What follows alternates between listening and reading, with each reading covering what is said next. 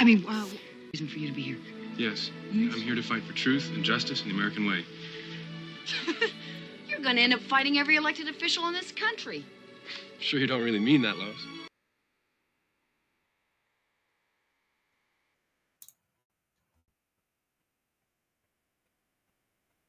That chart's a couple of months old, and if you want to really see something... Donald, you must move your head.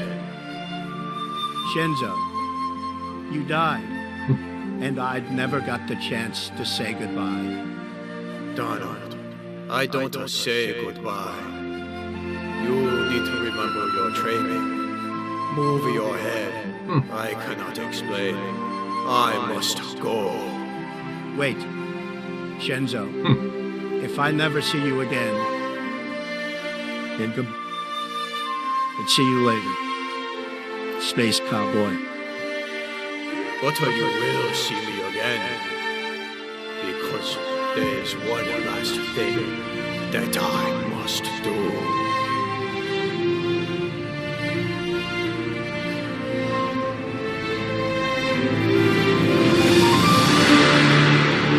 Months old, and if you want to really see something that's said, thank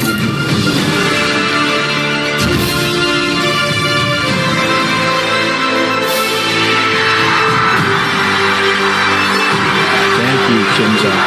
I'll guard the roads and I'll guard the skies.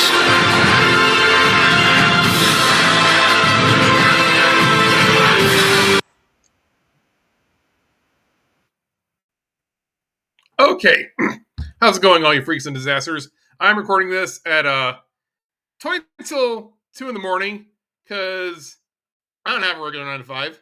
I'm determined not to go back to the corporate world, but oh well, I got a CDL. I probably should get a trucking job or a bus driving job. Hey, it's your guy of the 21st century, Nate Houseman here, coming to you with some information, some news about really a review of the professional left and the globalists' reaction to MAGA's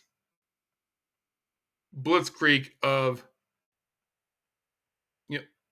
reform. We got bogus judges, really illegal judges, thinking they can block Trump's agenda that the American people voted for, and we got terrorists, vandalizing Tesla vehicles and dealerships and being all around violent inheritors of the party of Preston Brooks. And we're going to go over it because, as I keep saying, these are bad people, and this is a good sign because they're getting more and more desperate. So if you find this content valuable, please give it a like, share it with your friends and loved ones, and subscribe on whatever platform you're watching this on, either Rumble, YouTube, Twitter, Kick, Locals. Looking at this meme shared by Rothmus here, I don't know if he made it or if he's just sharing it. When Democrats run out of crosses to burn, never, ever give the left, the Democrats, the benefit of the doubt. They are the party of the Ku Klux Klan. They are the party of racism. They just got sneaky about it ever since the Civil Rights Act, since the Civil Rights Movement. They've always been the party of violence. They can never judge a person as an individual. They always have to define you by your group. So that's either your race or your class or your religion. They can't judge you as a person, as an individual. Therefore, they are racist. Doesn't matter if their racism is pointed towards Caucasian males, because they're deep down they hate everyone. You only have to look at the reviews and coverage and playtime of Assassin's Creed Shadows, that latest abortion of a video game by Ubisoft. It's made by leftist weirdos in France, in Canada, and they've they've embraced every stereotype that's ever been conceived. And Ubisoft's not going to survive this. And neither is the Democratic Party. Neither are these judges. Neither is Disney for Snow White, the new live-action remake of the movie that made the studio way back when.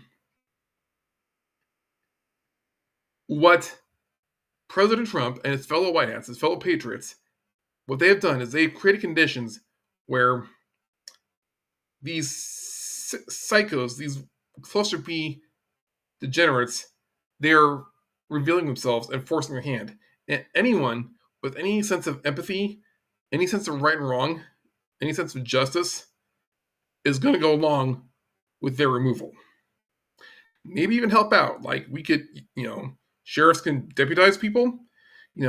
What is the militia? It is the whole of the citizenry, save for a few public officials.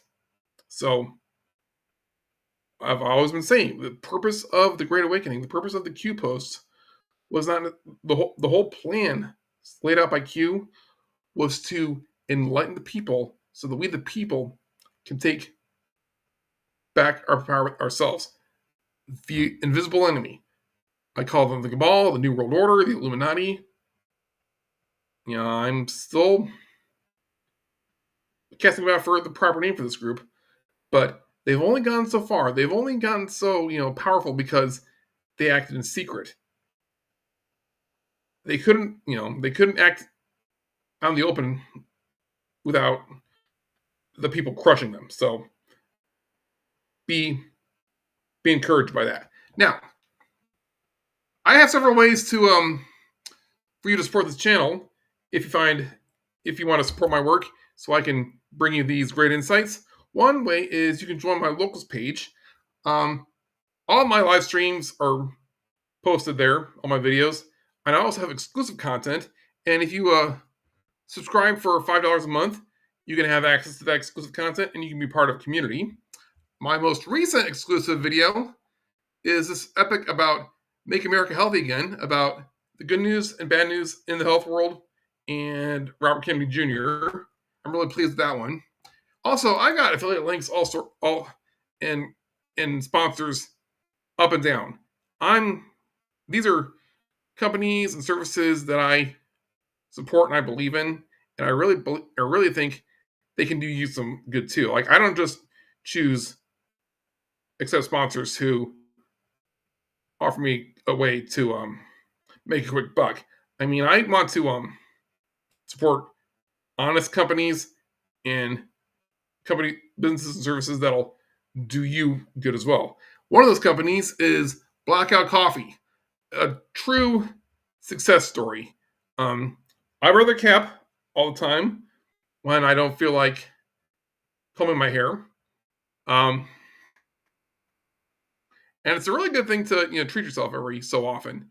You get tired of the store brand coffee. Like you don't want to spend money on corporate crap like Folgers or Starbucks, or there's some good brands at maybe Target or maybe your local regional grocery store chain. But Blackout Coffee is a really wholesome brand. They are true patriots. Don't confuse them with Black Rifle coffee that you might see at the convenience store or the grocery store. Blackout Coffee are true patriots. They are true MAGA, not those phonies like Black Rifle. So if you want to support a true, honest company, supporting American values, Blackout Coffee is it. Now, let's go through all these tweets I gathered about the topic of drawing out the evil of the deep state, the cabal, the New World Order, whatever. We're going to start with Brian Cates, one of my favorite. Actually, he is my favorite X account. He's the first one I ever paid money to subscribe to. Brian Cates says, the Treasury guy shrieked in horror and resigned when they showed up at the Treasury building and asked for access to the payment system. He's talking about Doge going through just really following the money in the government. And the embeds, the sleeper agents in Treasury, are trying to physically block them. What Trump is doing right now is he's forcing all the sleeper agents in the deep state to reveal themselves, to actually go into spring into action. Now, what they're doing, is it going to cause damage or not? Well, I think Trump and his allies among the white hats and patriots, they are prepared. Like, they have countermeasures. You know, we talk about the CIA and the FBI and the intelligence agencies being the true criminals, the true danger in this country. Well, the military has its own intelligence agencies, and they are far superior morally than the alphabet agencies. They're the ones who teamed up with Trump. I suspect they even asked Trump to run for president way back in 2014, 2015, and encouraged him to come down the escalator. They are prepared. But let's continue. Acting Social Security Administration babe resigned in a huff when they showed up at the Social Security Administration to audit the system. Talking about Social Security. USAID people rushed to court to try to get the money turned back on, as well as their jobs back. And now the USIP folks literally barricade themselves in the building and have to be arrested and escorted out. What is it about Doge that these career bureaucrats find so absolutely alternately terrifying or infuriating? Real citizen accountability. The one thing DC has needed for decades and artfully avoided until Trump won a second term. Nobody in the Doge team is a professional politician or member of the political class. They are citizen appointees. Most come out of the business or corporate sector. So the swamp denizens, who spent decades deliberately constructing the federal Leviathan specifically to make it opaque and hide all the shit they've been doing with our money, while Congress and Inspector Generals pretended to have oversight of all of it and saw nothing wrong at all, do not want ordinary citizens poking around their fraud machinery. We've reached a point in the timeline where these federal career bureaucrats will literally barricade themselves inside a building to try to keep the citizenry from seeing what they've been up to with the public's money. This is how you know we're winning and they're losing. So, really, Trump and MAGA's trap cards were Doge and Twitter, or X, a mainstream free speech platform. So, whatever the White Hats did get through to Elon Musk, bravo. I wouldn't write off possible divine intervention, like maybe some angel tapped Elon's shoulder and got him to change his ways. You know, if you read the Bible, if you read the book of Esther, you see how Esther was somehow positioned or placed within the kingdom of the Persian Empire to save her people from Haman, from genocide. Certain people have been positioned by God to do something great, and thank goodness. We got to pray for them. We got to, if you got to pray for them in Jesus' name. Dedicate some of the Psalms to them, like Psalm 91, Psalm 103, Psalm 27, Psalm 37. Those are some of my favorites. Psalm 23, that's famous Lord is my shepherd psalm. But let's continue. Storm has arrived. Now, this is about the AutoPen, the phony signatures that the Resident Biden, used to assign all sorts of bills, pardons, executive orders. We know Biden was not the real president. And if YouTube doesn't like me saying that, I mean, I give a shit. I get more views on Rumble and Twitter easily. But let's read what Storm Has Arrived says. President Trump just suggested that everything signed by AutoPen could be invalid. You don't use AutoPen. Number one, it's disrespectful to the office. Number two, maybe it's not even valid. Because who was getting him to sign?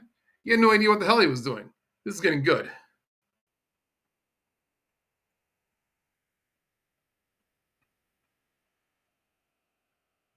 And I don't have these tweets in any particular order. I thought I did. I thought I had them in chronological order, but Twitter or X just kind of jumbled them up for me. But let's see what DC Drano has to say. He's reacting to the Senate Judiciary Democrats They're saying Pam Bondi puts DOJ prosecutor Andrew Rohrbach on leave. Rohrbach successfully prosecuted Ghislaine Maxwell, Jeffrey Epstein's infamous co-conspirator. DC Drano responds to this saying, Democrats are complaining that AG Bondi fired the DOJ attorney who prosecuted Ghislaine. Yeah, she's in jail. But you know what's not public? Her client list. And who made sure that never got publicized? Andrew Rohrbach. I want to see that client list just as much as anyone else. To me, firing the prosecutor helped hide it is a little bit of progress. Yep.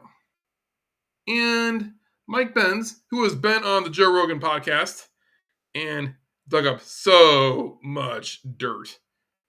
What does he say? He's responding to a New York Post article. Federal judge orders deportation flights carrying alleged Venezuelan gangbangers to return to U.S. after Trump invokes Alien Enemies Act. So this is from March 15th, so 9 days ago.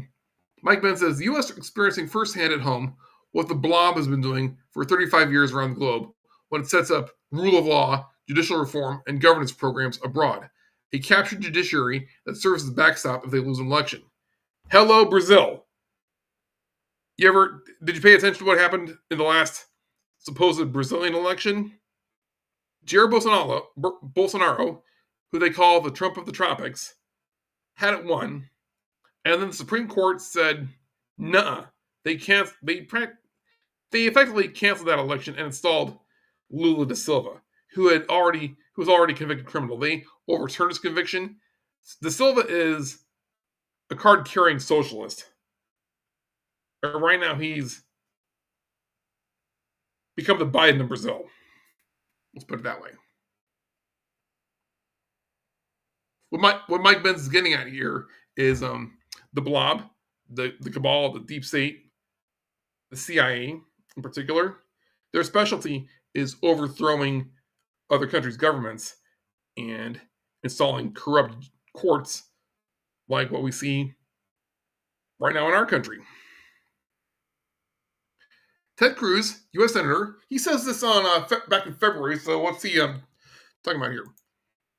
The full story of USAID funding Hamas is vast, and so much of it was done in secret. So he's talking about, if you follow social media, the USAID scandal broke out, and that was just the first taste. I posted on Facebook saying this might be the main power generator of the deep state Death Star. No, it's one of the it's just a taste of the money machine. We saw USAID funding terrorists, Hamas, media outlets, foreign media outlets like the BBC, all sorts of, non-governmental organizations and so-called nonprofit groups supposedly working for the public benefit, when a lot of this is just getting kicked back to public officials, Congress members, Democrats, Rhino Republicans, what have you. Ted Cruz says the full story of USAID funding Hamas is vast, and much of it was done in secret. Before and after October 7th, that was the horrific terror attack on Israel by Hamas. Before and after October 7th, USAID flowed uncountable hundreds of millions of dollars toward Hamas that enabled it to launch the attack and keep battling Israel afterwards. They lied about the nature of that aid in public databases, refused to disclose what groups were getting the money, and gave tens of millions in American cash to be distributed without American supervision. They internally admitted the aid would benefit Hamas, and even exempted themselves from anti-terrorism laws, but in public issued denials. For all 4 years of the Biden occupation, I prevented them from confirming a Middle East administrator because they wouldn't acknowledge what they were doing, because continuing their secret pro-Hamas programs was more important to them.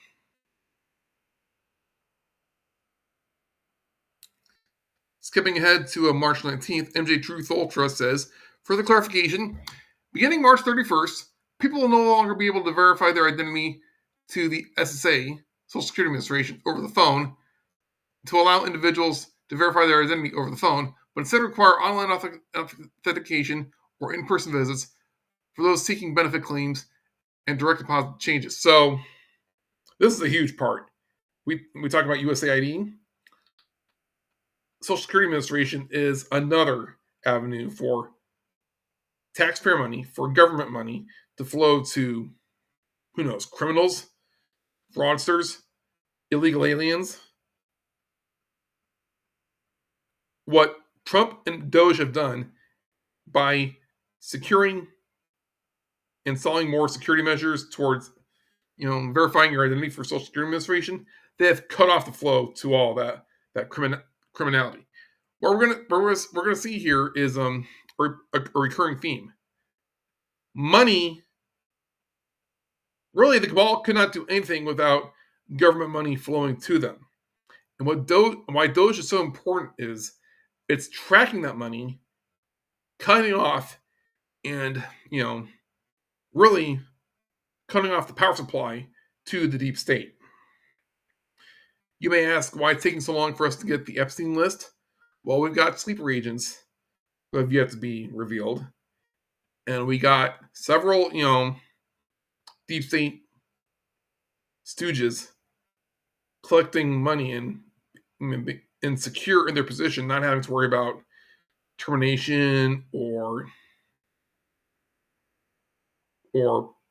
discipline, because they have that money spigot from the deep state, from the fraud. Once you cut that off, they won't be able to do anything, and we will be able to act against them. Now, this is in regards to the JFK files. Awakened Outlaw says this on March 18th. Okay, we've long suspected that the CIA was involved in assassinating JFK. As that appears now to be the case, there's a strong argument to be made that the agency must be shuttered as a form of justice for the country. There's no way to rehabilitate it. They've done far too much harm here in the U.S., where they never should have been operating in the first place, and abroad, operating as a criminal enterprise for decades. Oftentimes in opposition to what was best for the United States or whatever country or interest they were fucking over at the time. Shut it down, light the pickle factory on fire, watch it burn. Now, Clandestine says about the JFK files, if we're thinking in terms of mass awakening and educating the public, the JFK files are probably the place to start. So, I have not gone through the JFK files. I've read a bunch of ex-posts by people who have, and it's going to take time to go through all of it and connect all the dots. But what Clandestine says here is, JFK's assassination is considered by many as the turning point when we lost our nation to the deep state. I think it was far earlier than that, but this is a good way to frame the narrative. In order to fully understand the deep state and the breadth of corruption, the public will need to know how this all started. If the JFK files reveal what most Americans suspect, that U.S. and foreign intelligence agencies were involved in the JFK assassination, that opens the door to explore all of the other corruption that followed, and establishes a baseline confirmation for the public that the deep state truly exists. If the public know the CIA assassinated Kennedy, they'll be much more willing to believe that the CIA are capable of other heinous acts in more recent history, like Ukraine, Epstein, etc. Clandestine's overall point is that I think Trump and his team have a plan to release all these secrets in a scheduled manner that is easy to follow and comprehend. There is a method to the madness. The JFK files are Deep State 101. And that's why it's so significant that Robert Kennedy Jr. joined, the Trump administration. Not just to make America healthy again, but when he campaigned as a Democrat in 2024, when he was honest about his when he was honest and sincere about his policies, when the Democrat machine blocked him and then he ran as an independent, and then when he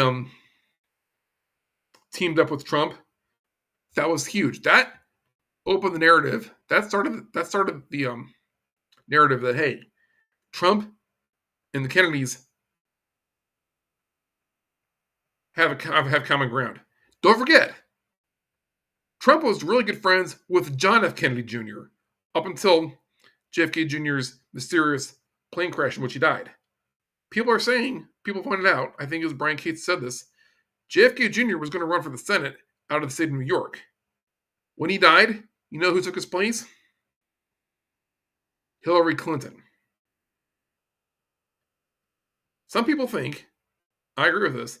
That was the moment when Trump flipped. That's when he decided to turn against the network, the cabal. Like, he had it good. Like, he was connected. When they fucked with John, that's when the game started for Trump. Way back then. I said before, real liberals like the Kennedys, like RFK and JFK Jr., and real conservatives like Trump and MAGA, they are not each other's enemies. They ought to be friends. The real political divide is not between liberals and conservatives. The real divide is between the real people and the phonies. Now, back to the topic of judges. So, Amy Coney Barrett and John Roberts, who were on the Supreme Court, they sided with the liberal judges, or I should say the leftist judges, the phony liberals judges, in trying to really not do anything about these corrupt judges, all these Obama and Biden appointees from blocking Trump. What does Hank say? Would it surprise anyone if Amy Coney Barrett is also a member of the secretive, openly anti-Trump club? What's he talking about? We're going to get to that. Should any judge linked to such a club be subject to removal from bench for violating ethical standards of impartiality? Let's open up these images and see what Hank is talking about. So he's responding to Mario Nafal. Chief Justice Roberts links a secretive club with anti-Trump judges. It has been revealed that Chief Justice John Roberts is the only club called the American Inns of Court, alongside some of the most openly anti-Trump judges in D.C. The court includes James Boasberg, who we've seen before, Beryl Howell, Ketanji Brown Jackson, and Amit Mehta, many of whom have ruled against Trump in high-profile cases. Roberts, listed as an honorary bencher of the Middle Temple, is also allegedly linked to a Soros-funded legal fellowship. George Soros, the money man who's been, donating all sorts of cash to all sorts of leftist, globalist groups on behalf of the Democrats. The revelation follows Roberts' recent statement defending these judges and rejecting Trump's call for their impeachment, raising major political concerns, ethical concerns. So, John Roberts showed his true colors way back when he upheld Obamacare. Obamacare, which was unconstitutional from the start, that the people universally despised, both as a power grab for insurance companies and a power grab by the government. We would not have suffered as much during COVID if Obamacare hadn't captured the healthcare industry. The remdesivir, the COVID shot, our healthcare, your doctors were captured. They were enslaved by the government through Obamacare. You were literally harmed by the Democrats and Obama.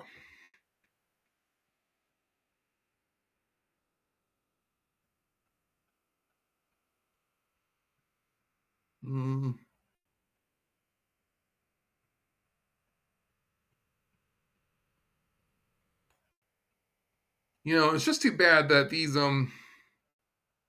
tweets are in order, because I really don't want to jump around from topic to topic. But let's see what a Wicked Outlaw has to say about Joe's pardons.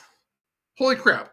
I trust everyone comprehends the implications of what Trump posted tonight regarding the nullification of Joe's pardons. What Trump posted on Truth Social on March 17th, saying that Biden's pardons are null and void.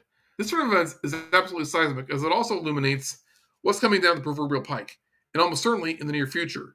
There is 0% chance that he asserts this unless he meant business. And 2, the DC swamp isn't pissing itself.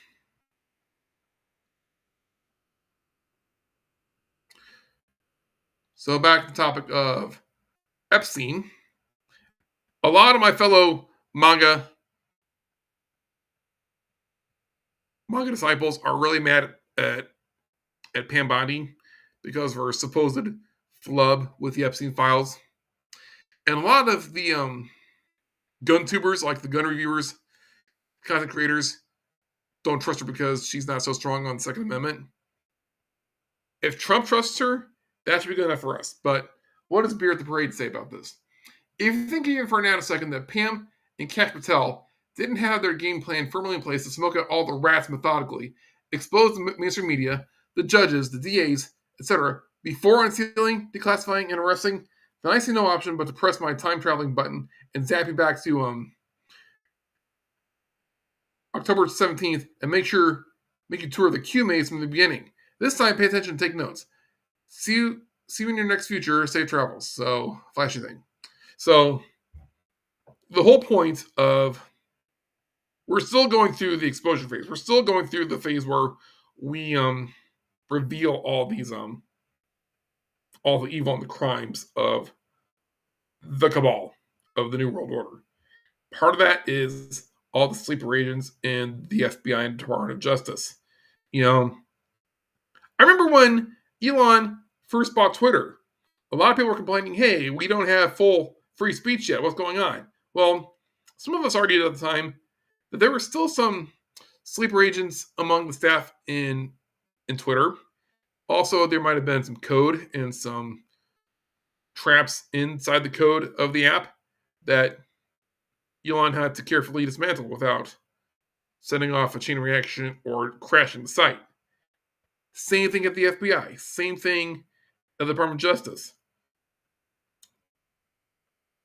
Pam Bondi and Kash Patel had to very carefully remove all the sleeper agents and preserve what evidence they can. And part of that is smoking these sleeper agents out, forcing them to do something and show themselves. So back to Supreme Court. Will Chamberlain says, Roberts and Barrett need to understand the seriousness of this right now. The White House is reaching their limit with these out-of-pocket district judges, and if the Supreme Court will not restrain them, then the administration will simply start ignoring them. So, Andrew Jackson is very famous for saying, Supreme Court justice has made this decision, now let him enforce it. This has happened before in American history, where the courts did not do what they were supposed to, so the executive branch had to lay down the law. We're not necessarily in uncharted territory. We'll skip that. So we read about this earlier. This is what I'm talking about with Social Security. Empty Truth Ultra posts on March 19th. It's official. The Social Security Administration now requires in-person identity checks for new and existing recipients. And just like that, most of the fraud is wiped out. Beginning March 31st, people will no longer be able to verify their identity to the Social Security Administration over the phone. Thank goodness. Oh, okay. JFK. Back to that topic. George H.W. Bush. Roger Stone is posting on March 19th, indisputable. For 30 years, President George H.W. Bush insisted that he could not remember where he was on the day JFK was shot and killed. In fact, Bush was in Dallas, Texas in the morning and Tyler, Texas at lunchtime, returning to Dallas in the evening. Bush called the FBI office in Houston minutes after JFK's murder to establish an alibi. Some people say that Bush was the one who pulled the trigger. Was he the one behind the grassy knoll? I still think, Oswald could have done it, but who he was looking for is still suspicious. Like he didn't act alone.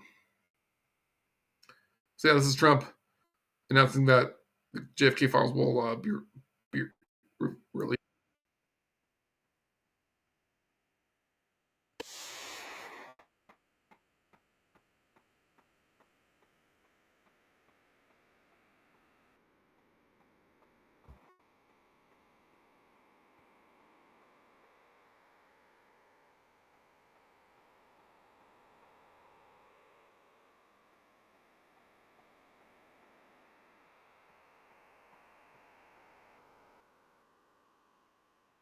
So this was posted March 17th, so it was released March 18th. Elon Musk is responding to Amuse, back to the topic of judges. This is the guy who's been making headlines because he tried to direct the flight of these Trinidad criminals out of the country. Judge Boasberg. Judge Boasberg reprimanded the DOJ during a hearing, stating that no deportation flights should have departed because he had scheduled a 5 p.m. hearing. He asserted that the DOJ should have anticipated he would block Trump's deportation order since his daughter works for an anti-deportation NGO. Elon Musk says he's a radical activist cosplaying as a judge.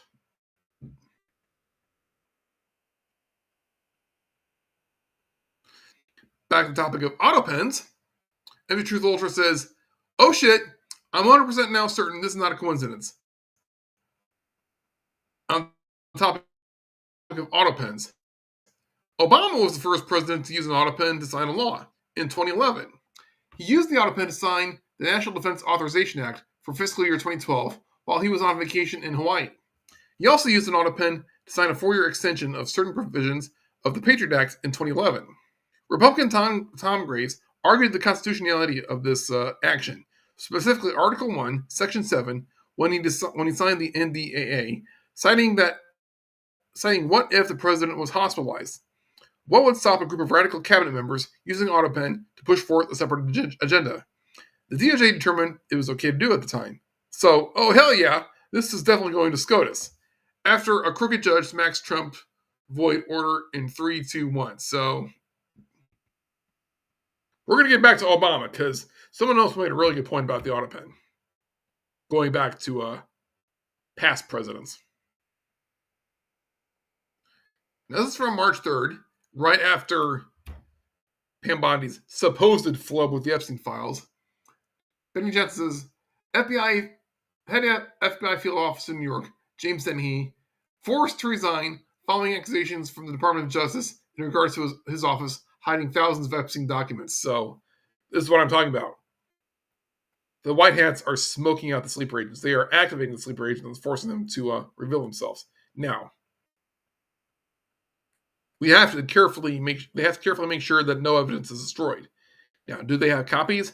Do they have reassurance that these sleeper agents can do no permanent or real harm? We don't know that. The enemy is not supposed to know that. The White Hats are allowed to have secrets. The enemy is not. Let's keep that in mind. And I've expressed that opinion before, and that's why I think the Fourth Amendment is more important than the Second Amendment. I know I'm going to get a lot of clap back from my fellow conservatives, but really, our ability to be secure and private in our homes, papers, possessions, whatever, our ability to keep secrets is very important. Just important or more important than for us to fend off criminals with force of arms. I mean, without information, your enemy, you really can't do anything. That's why the Patriot Act was such a violation of really humanity. It was an act of treason. Now we're going to get to the Tesla terrorists here, but let's see here. And Wokeness is putting out a White House protest: remove this president or there will be violence. Let's actually listen to what this weirdo has to say.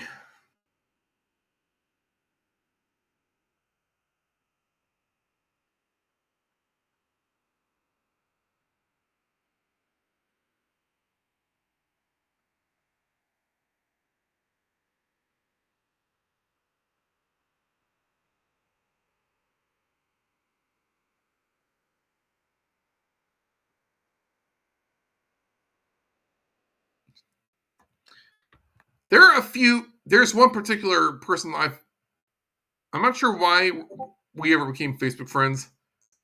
I'm calling him out. His name is Manuel Beltran.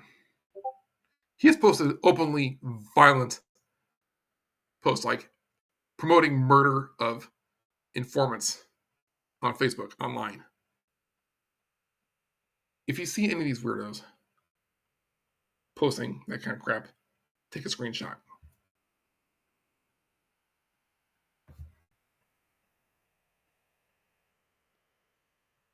I have weapons. I'm armed. And I have methods of doing research. Truthfinder.com is a great resource, and I spend a lot of time online, not just surfing the web and thinking around on social media. I actually do it for my work. Don't test me. All right, now Data Republican. This lady is super cool. She was doxxed, but I'm not going to say her real name because I respect that. But what does she say here? Oh yeah, she's talking about the vandals, people vandalizing Tesla vehicles, and also probably swatters. She says, so 2 days ago, the doxing website DogeQuest provided an article by the St. Louis Tribune, slapped my husband's distillery front and center in an attempt to intimidate and silence me. To be honest, it did get me down. And congratulations, they might have achieved their goal. We might just have to shutter the whole operation. Get this. Because my husband just now notified me our entire inventory got nearly cleared out in 48 hours flat. His multi-year productions, all of which he personally oversaw and toiled over, all bought out in the blink of an eye. Terrorists lose this round. And I have a great feeling this is going to similarly backfire against Tesla. So, Data Republican, in her day job, she got fired from her day job when her identity was revealed as a, she had this nice job as, I think maybe in Silicon Valley or some tech company. And when they found out she's doing good citizen journalism on X, when her identity got revealed, she was fired. So now she's dependent on her husband's business, and they thought they could get at him, but they just had a huge windfall. Like so many people bought his products in order to support their family. So good on them.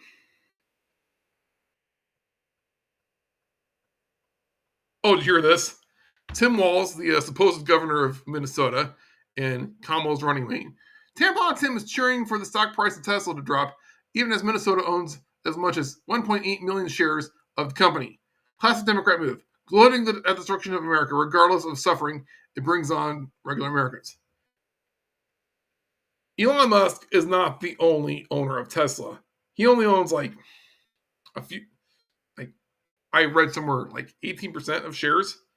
Most of the shares are either owned by the other employees of Tesla or you as part of your retirement plan. Now might be a good opportunity to buy the dip. But Charlie Kirk is responding to a Bill Malugin. As Governor Walz gloats about Tesla stock dropping, records from the Minnesota State Board of Investment show that as of June 30th, 2024, the state of Minnesota has 1.6 million shares of Tesla in its retirement fund and 211,000 shares of Tesla in its non-retirement fund. I reached out to X.com. I'm not going to read the whole thing, but yeah. The stock market isn't just owned by the fat cats on Wall Street. Most of it is, but a good part of it is owned by you. If you have a 401k or a retirement plan or an index fund or a mutual fund, you own little bits of stock from all sorts of companies, probably in the top 500. So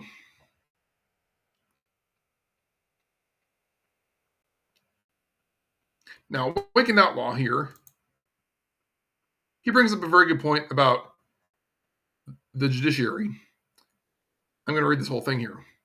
You didn't think that all this obnoxious extrajudicial pushback wasn't 100% anticipated. So you've got Boasberg trying to block deportation flights. You've got different district judges trying to block and overturn Trump's, executive orders and all that, trying to override the executive branch illegally and unconstitutionally.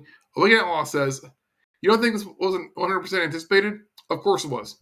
Then I look at Trump, and he's just plowing ahead, confident and in control. He doesn't miss a beat. Nothing phases him, including what the public may perceive via any pushback he and or his MAGA agenda receive from corrupt judges. So the only thing that makes sense to me is that Trump and our patriots would have known the latest lawfare operation was going to be thrown at him and his agenda. And if they did, they would have planned for it. Or dare I say, planned on it. In fact, It makes sense the Patriots would have counted on exactly this happening. This is the deep state's last line of defense. And I believe that this is exactly why the opportunity of the moment could not be utilized as part of the larger theater of events. The fact is all aspects of our government have long ago been infiltrated and compromised. It's exactly how our invisible enemy, also known as the deep state, operates. As it turns out, infiltration by a determined and moneyed enemy over time works better than a messy, costly invasion as conquering America would have been. That being the case, and having been wildly successful, why would they, the deep state, leave our judiciary out of the loop of corruption when controlling it would provide amazing advantage to their criminal enterprise, the largest and most powerful one in history? You wonder why no one goes to the police to report domestic abuse or child trafficking? Because they don't trust the judges in their town, in their county. This goes so... The corruption is so deep. I mean, is every judge corrupt? Probably not. But just enough are that you have to be cautious and you have to be worried. Same thing goes for cops and sheriffs and U.S. Marshals. Continuing, the answer is they wouldn't. This then brings me back around to my larger point and why what's happening now with judges being utilized to try to stop him and why this is all actually pretty damn important. It would have most certainly been deemed crucial that the people see the corruption for themselves. And I believe that's exactly what we're seeing transpire in real time. Take from that what you will. Just know that I don't believe for a second that Trump is reacting to what they're doing. I believe it's quite the opposite, even if they don't realize it. And he's orchestrating this shit show from out in front, fully confident in his status as the number one apex predator on planet Earth. The way I see it, I trust the guy implicitly.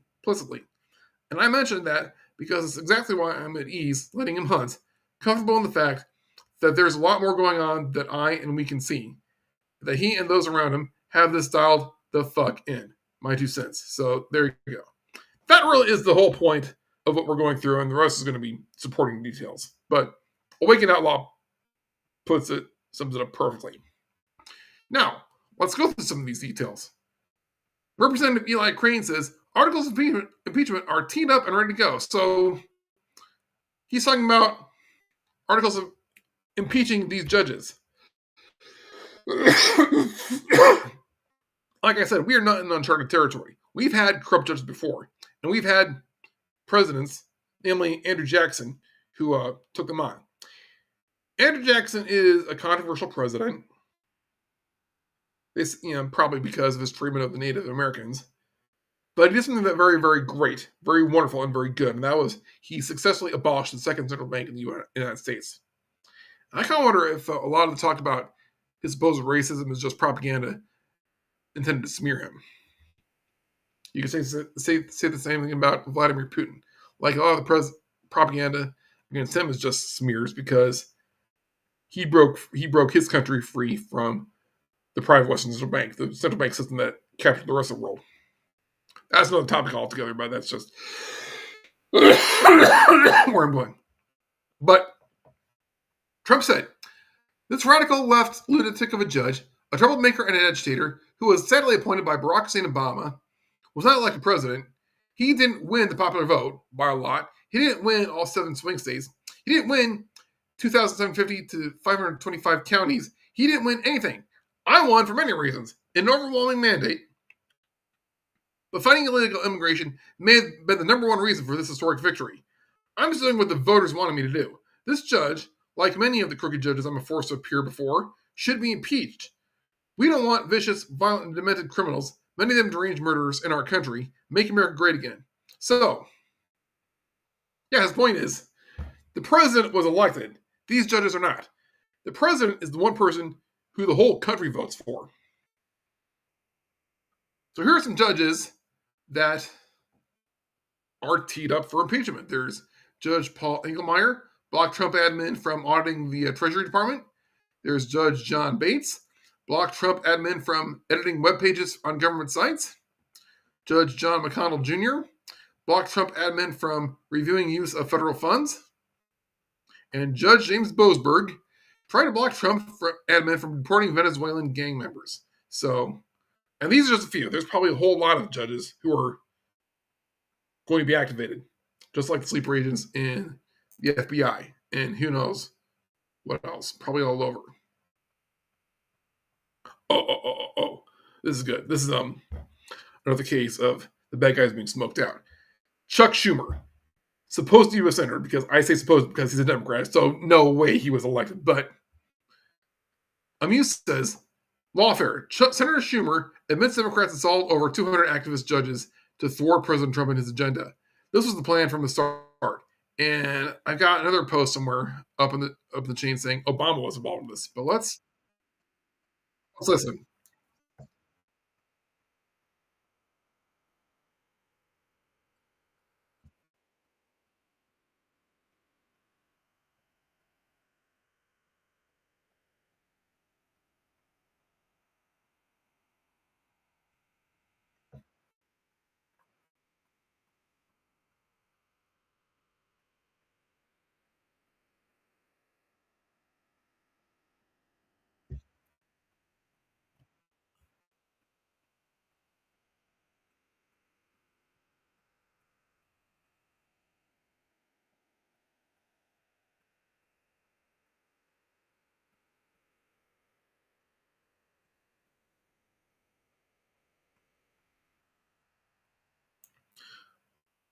What Chuck Schumer means by democracy is not the government or the country of the United States.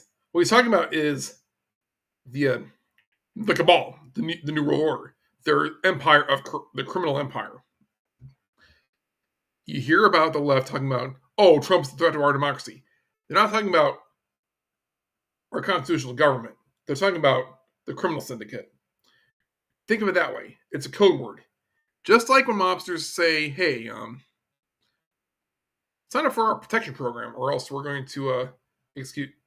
When mobsters call their extortion racket a protection, it's the same thing. It's a code word. And when Schumer says these judges upholding the law, they're not talking about the laws of the United States, of the constitutional republic. They're talking about the laws of the corporation, the U.S. corporation, or the cabal. So, not the real law. Oh, okay, we're back to the auto pen here. This is good. And the Truth Ultra again says, oh my God, what if all this wasn't just about Joe Biden using the auto pen? What if it's about past presidents? I said we'd get to this. Wouldn't it be crazy if the use of auto pens were unconstitutional when signing executive orders and legislation? How many times have we watched Trump sit in front of the cameras and sign, by hand, executive orders, then very famously hand out pens? What did Donald Trump famously do as he entered office in 2025? He sat down in an arena full of citizens and signed every single EO by hand. Donald Trump has never used auto pens or executive orders for legislation. There is a reason for that. There is a constitutional reason. First, Article 1, Section 7, this outlines the legislative process, stating that a bill becomes law if the president approves it, and that he shall sign it if he does, or return it with objections, veto if he doesn't. The phrase, shall sign it, is the key. Does this imply a personal, physical act? Okay, second, Article 2, Section 1. The president's executive power is vested in him. This suggests that certain acts, like approving laws, are his alone to perform, raising questions about delegating that act to a machine. The Constitution assumes the president's conscious, individual assent to a law. An auto pen, even if authorized, is a mechanical proxy. Some argue it's akin to delegating the decision itself, which the president cannot legally do. The framers envisioned a hands-on executive role. In 1787, signing meant pen to paper by the person in question. No machines existed to complicate this. An auto pen might clash with that original understanding. Legal authenticity. A signature traditionally proves intent and identity.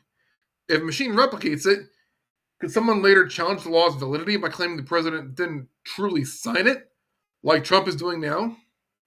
Precedent concerns. If auto pens are okay, what's next? Digital signatures? Aid signing? Or AI approvals? Now we're getting to Obama and auto pen. In 2011, there were major concerns amongst constitutional scholars when Obama signed the Patriot Act extension remotely while he was in France. I believe Donald Trump wants this to go to the Supreme Court. Expect Donald Trump's decision to make Joe Biden's pardons void to get smacked down by a corrupt judge first. So, Adam Schiff, Fauci, just name a couple, Hunter Biden, they were not pardoned. Even if Biden had that authority, which he did not because his election was fortified. Even if Biden did have that authority, the auto pen makes that moot. It will ultimately go to the Supreme Court, and that is exactly where I believe Donald Trump wants it to go.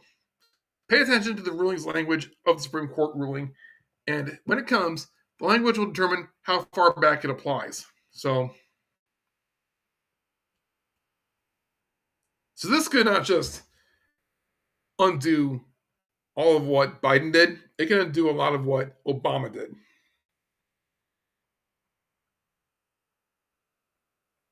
Dr. Russell McGregor, on the topic of Cash and Pam Bondi and Epstein. For those of you beating up on Cash and Pam, it's a sting. And a sales marketing exercise to get eyes on. Haven't you learned anything? We have it all. So, yeah. Just a little more color for that.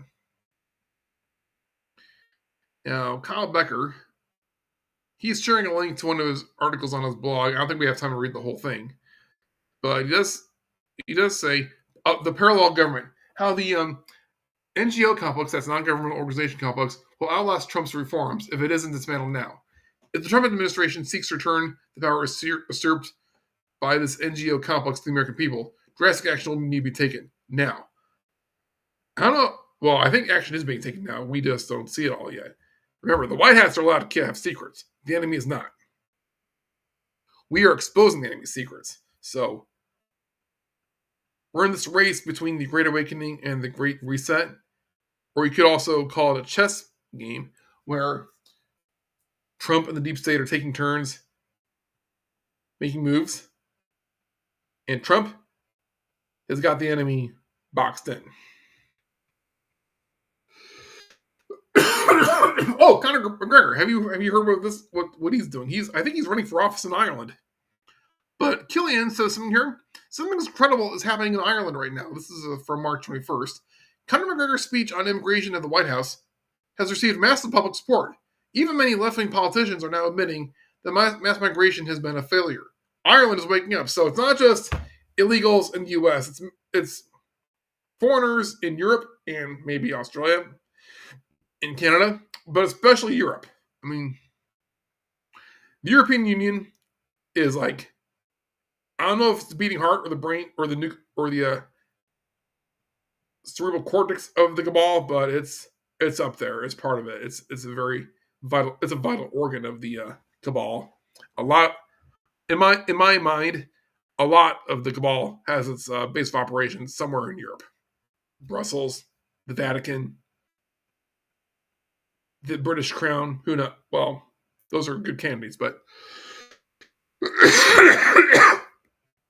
the people of Europe, the people of many European countries have been under attack by their own government, by their usurped government. So, the reason it's so important to restore the United States Republic and get rid of the United States Corporation is that's going to be the first domino to restore freedom to all the other countries of the world, even China and North Korea.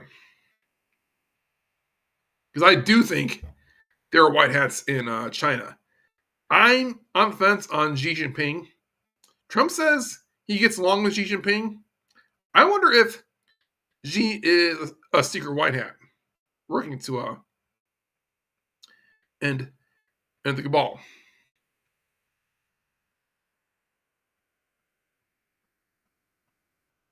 Back to a data Republican. She's on the topic of Tesla owners. Thank you, Mr. Bongino. She's talking to Dan Bongino, who was just sworn in as the deputy FBI director. Thank you, Mr. Bongino. Our future has never looked brighter, but we're finding out the brightest lights cast the darkest shadows. Even my Tesla-owning friends who aren't targeted or listed anywhere are terrified. We need to resolve this as soon as possible. She's talking about the Doge list here. We're going to skip a few of these because we've covered them all. We're just kind of going over details. Oh, this is important. Chief Justice John Roberts rewrote Obamacare, not just once, but twice, in order to avoid the otherwise inevitable conclusion that Obamacare was unconstitutional in two independent respects. This isn't the first time he's treaded on legislative power, so yeah. We're going to skip that part.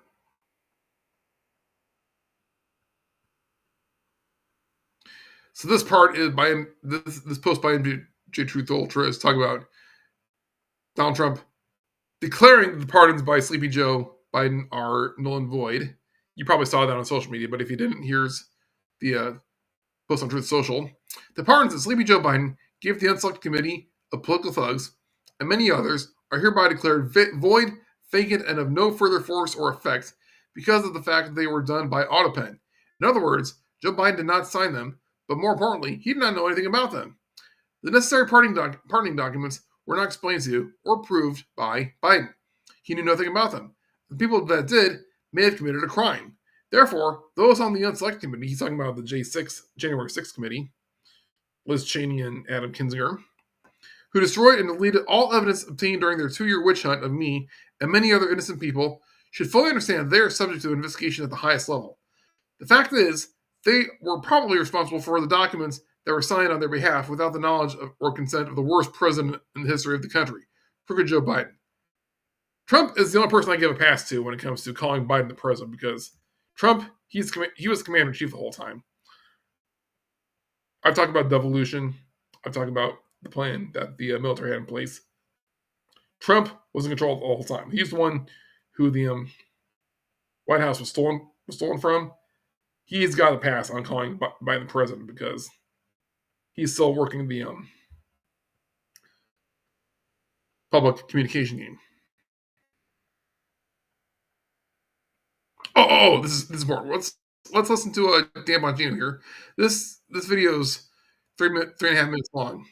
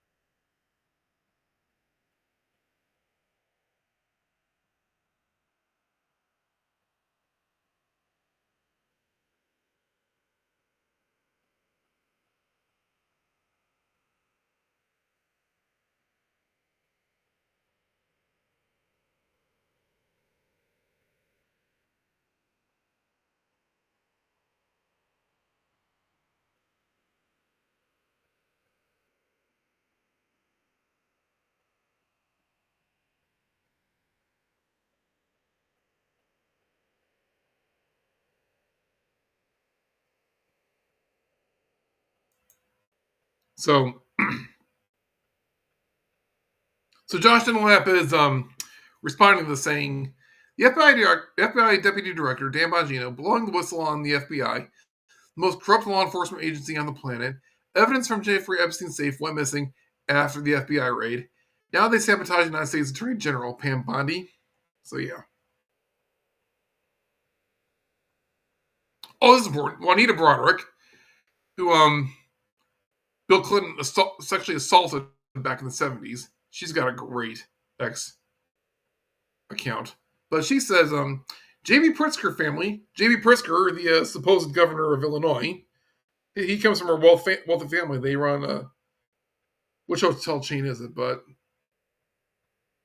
yeah, hotel chain. J.B. Pritzker family oversees 64 USAID NGOs. Now you know the rest of the story. So she's responding to Mila Joy. Sending expose. Governor J.B. Pritzker implicated in USAID fraud. Think you've seen corruption? Prepare to be shocked. Illinois Governor J.B. Pritzker is connected to a colossal USAID scheme. The Pritzker family oversees 64 NGOs siphoning off millions of taxpayer funds. So that's federal money being siphoned off by a state governor for NGOs.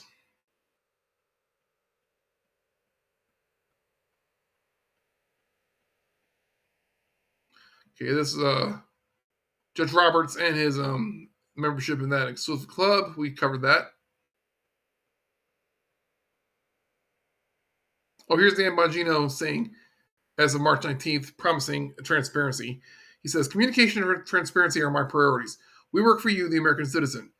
Our teams are actively working on the Tesla incidents and the swatting incidents. Oh, so yeah, we haven't gotten to cover the swatting incidents yet, but we're going to. Along with other responsibilities to keep the homeland safe. Thank you. So yeah. I wonder, is Dan Bongino still going to do his podcast or his Rebel channel? If he does, wouldn't it be cool if he does that in his capacity as the deputy FBI director and offer transparency to people? I've said before that the White Hats are allowed to have secrets and the enemy is not, but Dan Bongino is someone who's earned our trust, so let's keep an eye on him. Oh, Act Blue. We haven't gotten to this. Act Blue, the fundraising, app used by Democrats and other left-wing causes. Insurrection Barbie says, Act Blue will be the downfall of the Democratic Party. What's she talking about? We'll get to that. If Republicans have the testicular fortitude to go after it because of their ties to the entire shadow empire of dark money NGOs. So she's probably saying, hey, let's look into Act Blue. Let's follow the money there. Let's use that as a... Now, do they have permission to do that? Do they have a warrant? Do they already have this information and they just need to go public with it?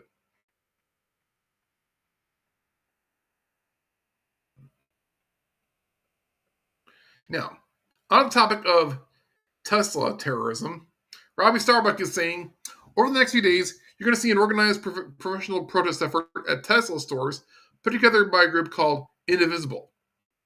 George Soros Foundation has given Indivisible nearly $8 million for their so-called activism.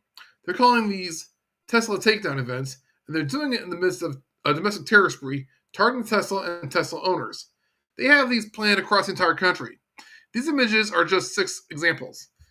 How can this not be seen as encouraging more violence and terrorism?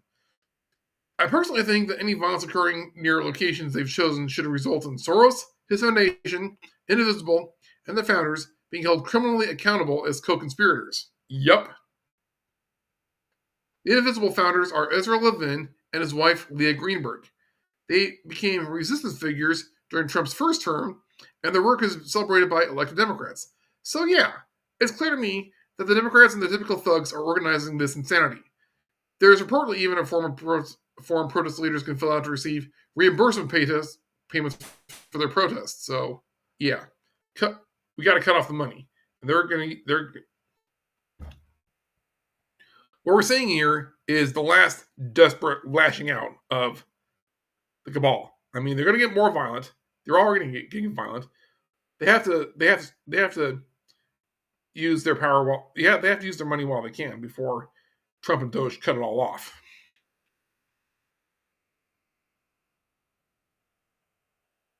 Okay, cynical Publius. He's got a great point about the deportation flight that Judge Boasberg tried to cancel. The most brilliant part of the Trinidad deportation flight is that it forced Democrats to defend and uphold literal narco-terrorists who have murdered Americans and destroyed the neighborhoods of working-class voters. I'm 100% sure that the Trump team did a careful mission analysis on the best way to get Dems to embarrass themselves more than usual, right down to the careful timing of having the judge impose his TRO while the plane was in international airspace. This was a carefully planned operation, and that was executed to perfection. Kudos to the entire Trump team. Judge Boasberg activated Trump's trap card. Busted.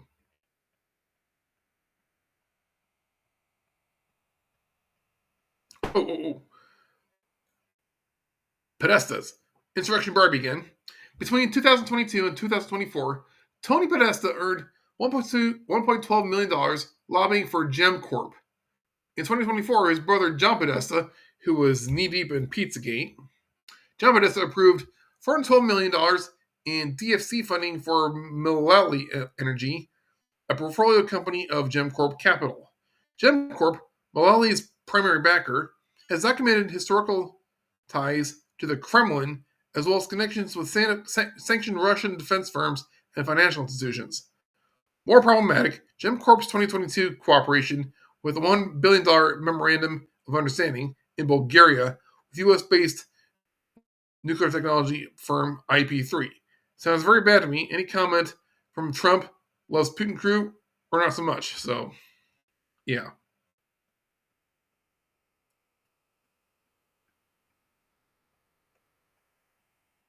I don't know if I have any more content on Podesta, but I thought we can't pass that up.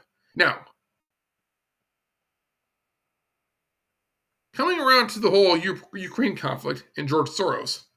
Green Lives Matter posts here on March 3rd. George Soros has essentially admitted to overthrowing the duly elected government of Ukraine in 2014. Russia is not Ukraine's real enemy.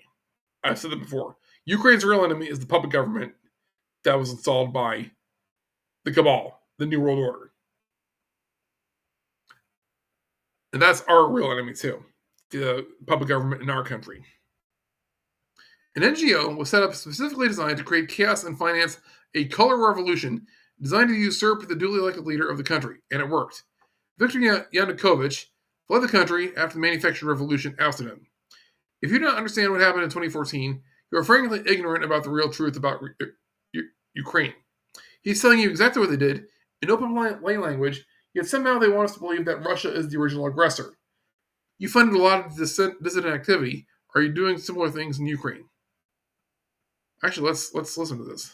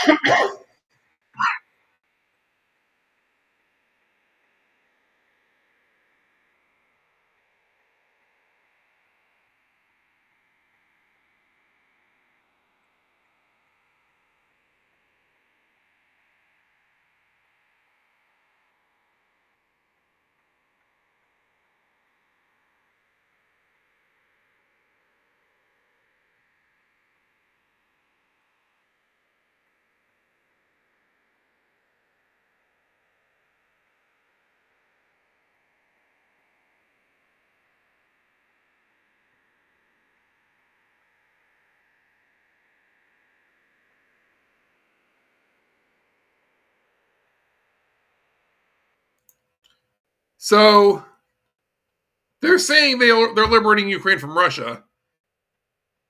Who's going to liberate Ukraine from NATO or the New World Order? I said this on Twitter, and it got some really good responses. Europe started NATO, so it wouldn't get taken over by Russia. Instead, Europe got taken over by the New World Order, and Ukraine is now part of that as of 2014.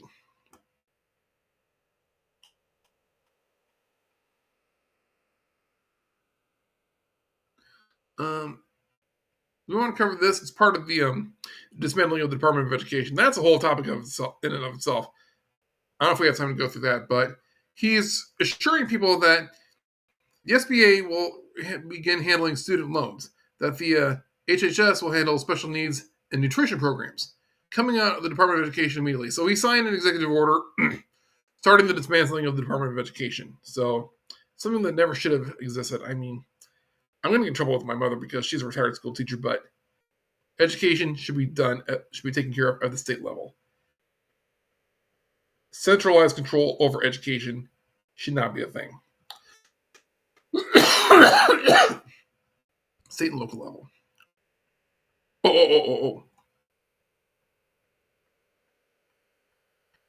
Hanjo Gurki, we're talking about terrorism now, domestic terrorism, rates of sexual offending. For sexual violence, the data is off the charts. What's this? Well, I've got I think I have another tweet up on the list here, but it's talking about the transgender violence. I think Elon's commented that hormones do a lot of weird things to people's brains. We're going to get to that.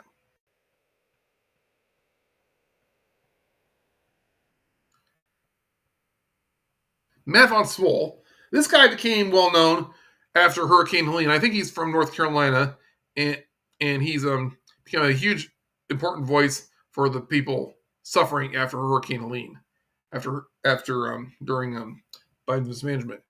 He says something is very wrong here. The Republican unearthed last night that at least 9 $2 donations went to Democratic candidates with my name and address on the donations. I have never donated money to any political campaign in my life. What's going on? And Data Republican, or Matt Von Swole, has a screenshot of all these donations that Data Republican uncovered. We're going to get to that here. Mark Mitchell has a funny little thing here.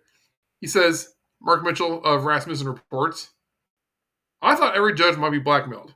Turns out every judge has a family member getting government cheese. So you're wondering why all these judges are trying to block Trump. I mean, blackmail is part of it, but they also have family members getting that are on the take. We covered the Tesla takedowns. Laura Loomer is just pointing out Alice Who.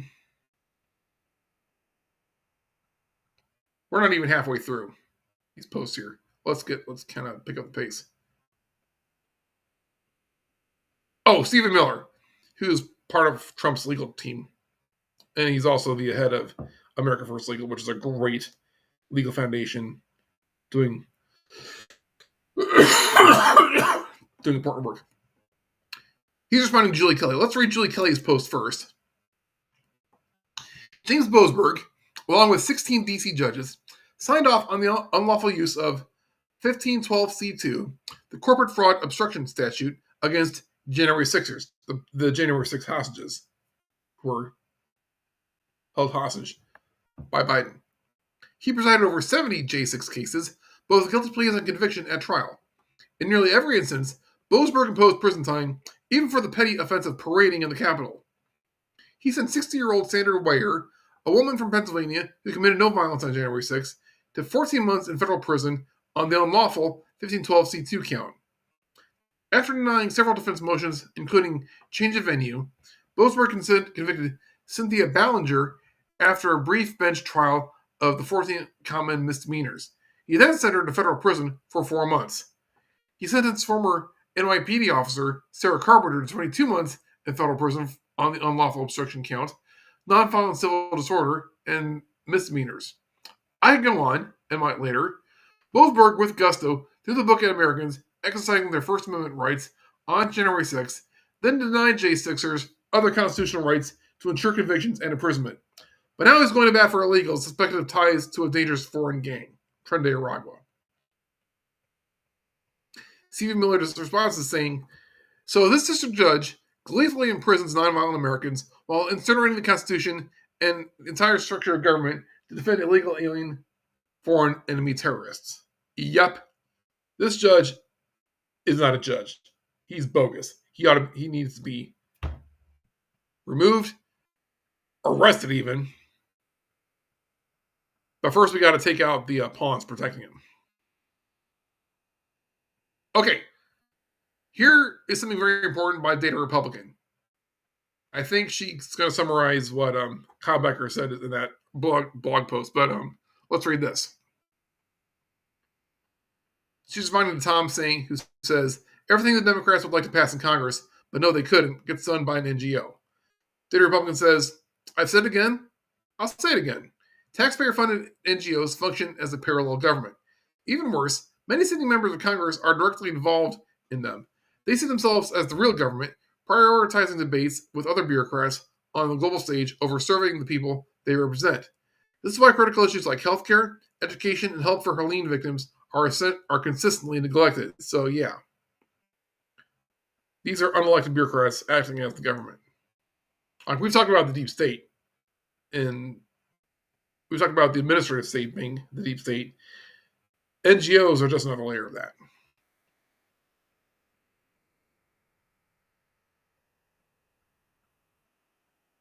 So, Data Republican again, talking about Social Security Administration. Here's something you've heard of FAFSA, the free application for federal student aid. The application to get government aid for college. Years ago, I did customer service for that department. It was a tough job because the phone never stopped ringing. But Data Republican is saying, good article by the WC Dispatch, Doge, etc. Are you able to check on whether duplicate SSN Social Security numbers are being used for FAFSA? Because when you fill out a FAFSA application, you got to put in your Social Security number and a lot of information from your tax return. If people are using phony Social Security numbers and committing Social Security fraud, can they also be getting money from FAFSA? Walter Curd is saying 400,800 illegal immigrants are attending U.S. colleges across the country, roughly 2% of the total higher education population, according to American Immigration Council. The question is, how are they paying for it? The average cost of college tuition in the United States for state institutions is roughly $30,000 per year, including room and or board fees. If all 400,000 of those illegals are being given student loans, that would end up being almost $12 billion per year, and $48 billion if they attended all 4 years. Of course, if you go looking, the information available says that it isn't impossible for illegals in the United States to get federal student loans, because to fill out the FAFSA, you would have to have a Social Security number. But that again asks the question, how are they paying? Most illegal immigrants come from poor families and would be unable to afford the tuition on their own. Let's assume, for the sake of argument, that half of that number, which is extremely implausible, was able to get scholarship grants from NGO organizations to fund their tuition. NGOs again. That would still leave $6 billion unaccounted for per year. We are now aware, thanks to Elon Musk and the Doge team, that the Social Security Administration database is not exactly up to par. What are the chances that there are Social Security numbers being given out or used multiple times to fill out FAFSA forms? There's a massive amount of money unaccounted for here. It needs to be looked into. Are illegal immigrants getting federal tax dollars to pay for college? And if they aren't, how are they paying? I wonder if they're not even using that for college, they're just using that money for something else. Back when I worked for the government contractor and did customer service for FAFSA, we were told to be on the lookout for fraud. Like, people, during training, someone said, why would someone try to steal money for government to go to college? And our instructor said, they're not going to college, they just want the money. So, consider that. Okay, we're back on the topic of trans violence here. Instruction Barbie says, of course, 3 out of the 4 people who have been arrested for vandalizing Teslas are transgender or non-binary. People who have been arrested for vandalizing Teslas have cameras on them.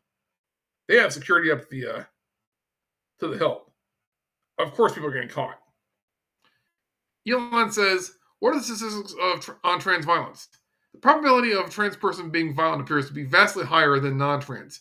Hormone injections cause extreme emotional volatility. That is simply a fact. It sure is. It only stands to reason. And Trump says this about vandalism.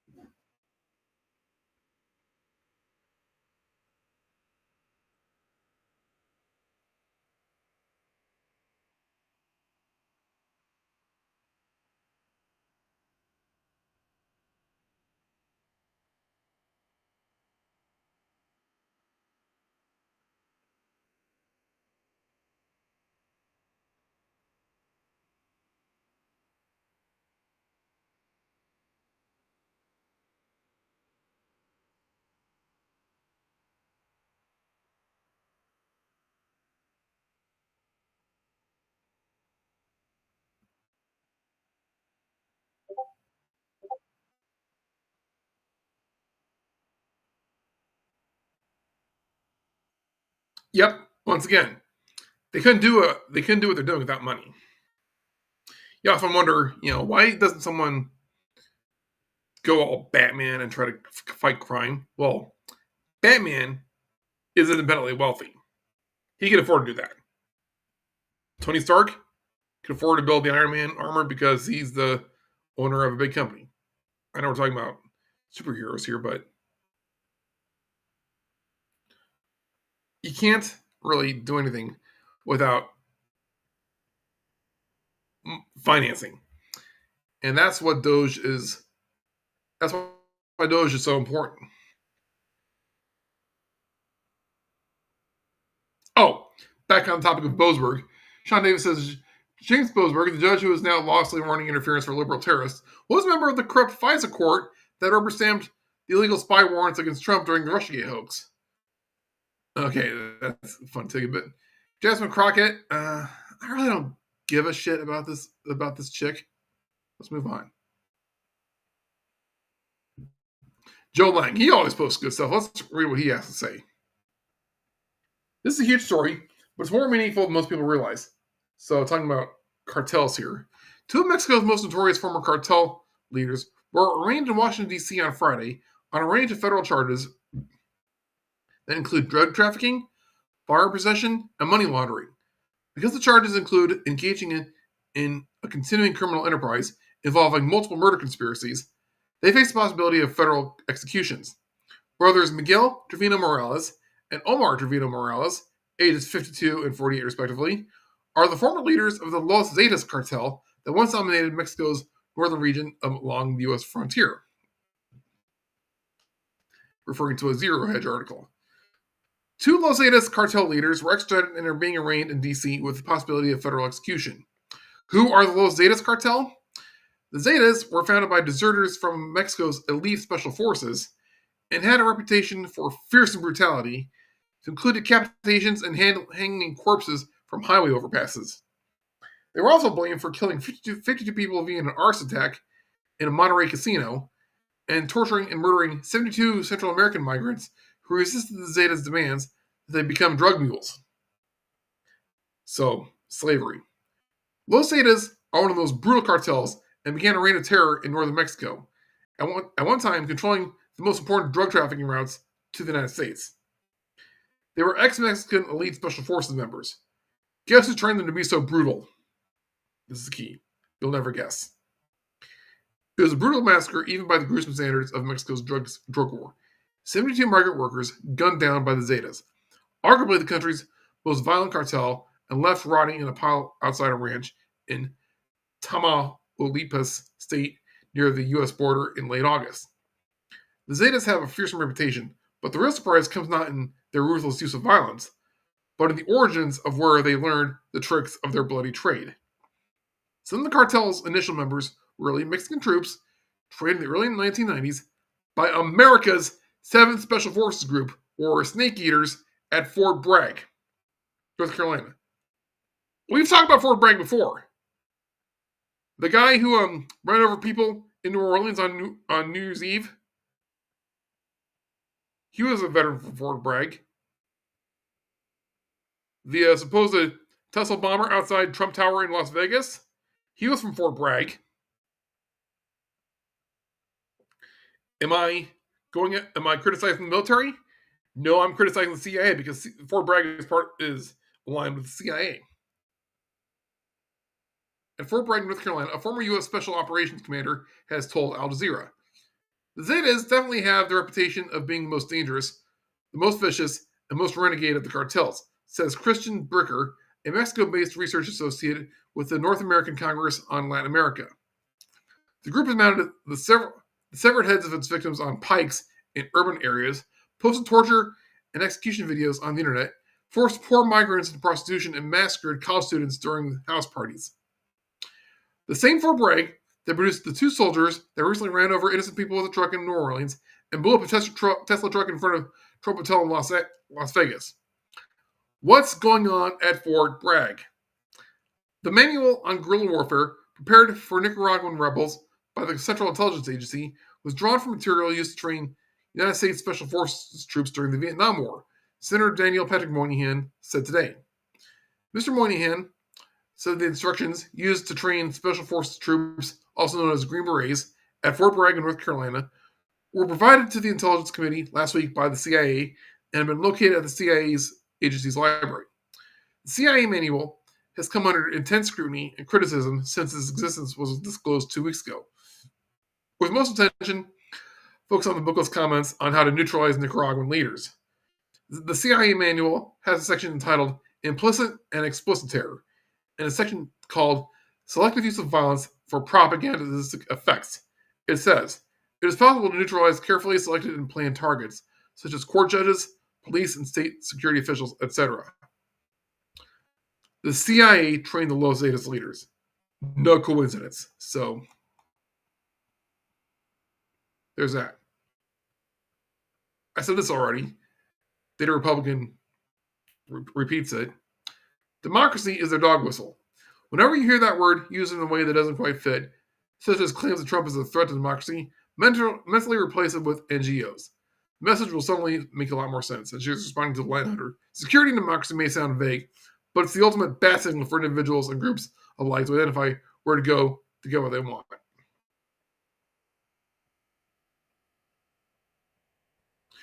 So this is March 20th. Gunther Eagleman says, House Oversight Committee has sent a letter to Attorney General Bondi and Cash Patel requesting information into the swatting events that have targeted myself and many other conservative voices. So, influential people on Twitter. So, I hope every last perp gets exactly what they deserve.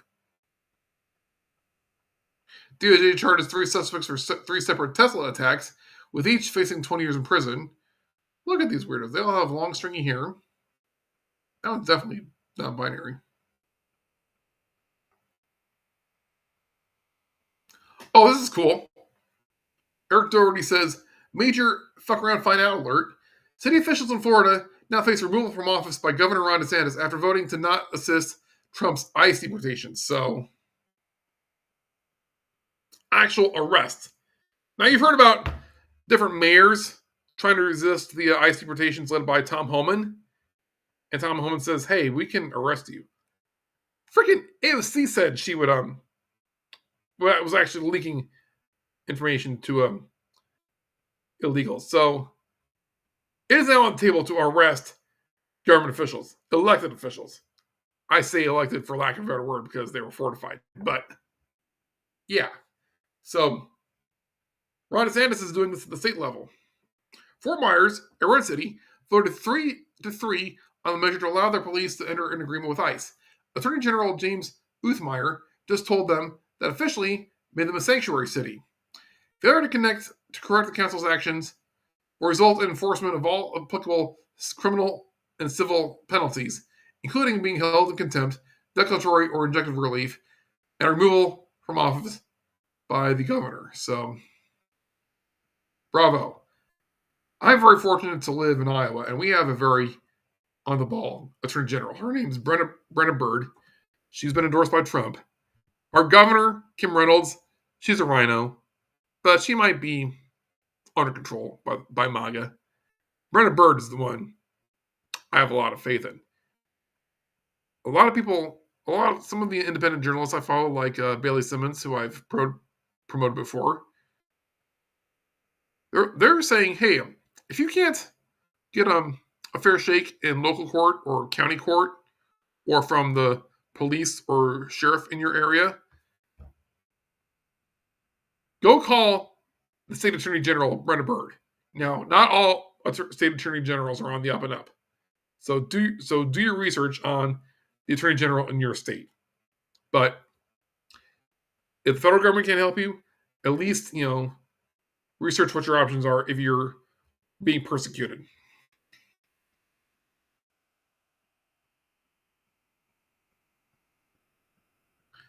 This is coming back to the corrupt judges here. Brent Scher, the wife of the judge who tried to block Trump from deporting gang members to El Salvador, has donated thousands of dollars to political opponents of Trump and founded a D.C. area abortion clinic. They're reporting from Spencer Lundquist. So this is Brent Scher. I'm not going to read the whole thing, but Boasberg's wife, Elizabeth Manson, has been involved in partisan and political activity and even donated over $11,000 Democratic candidates. Where did she get $11,000? You want to bet it's from USAID or Social Security or something else? Here are some of the Tesla terrorists who were caught on camera. It's a very stupid thing to attack, to vandalize a Tesla vehicle. Like I said, they've got cameras. And so do the dealerships.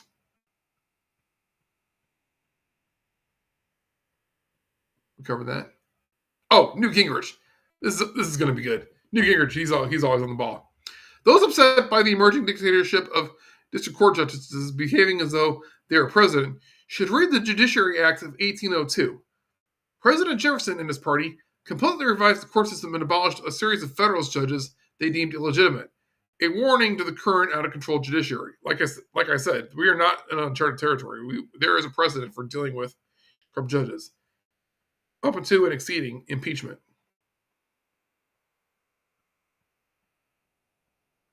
Okay, now we're getting back to the JFK files. Mike Benz, posting on March 21st. In March 1965, the New York Times reported that the CIA had contaminated 14,135 bags of Cuban sugar bound for Russia to create discord between Cuban and Russian authorities. And JFK had to step in and turn the ship around. The CIA's confession remained redacted until March 2025. So, the CIA was involved in biological warfare. Does that sound familiar? It's just like they said. The JFK files are going to open up the narrative to all sorts of things in recent history. Bogus TikTok says, stickers on parking meters in Brooklyn are calling for someone to kill Elon. The left has become a violent terror organization. Yeah, we don't have to give them the benefit of the doubt anymore. And since on the topic of violent extremists here, now is actually a good time to talk about two more of my sponsors. Let me show you what I got here.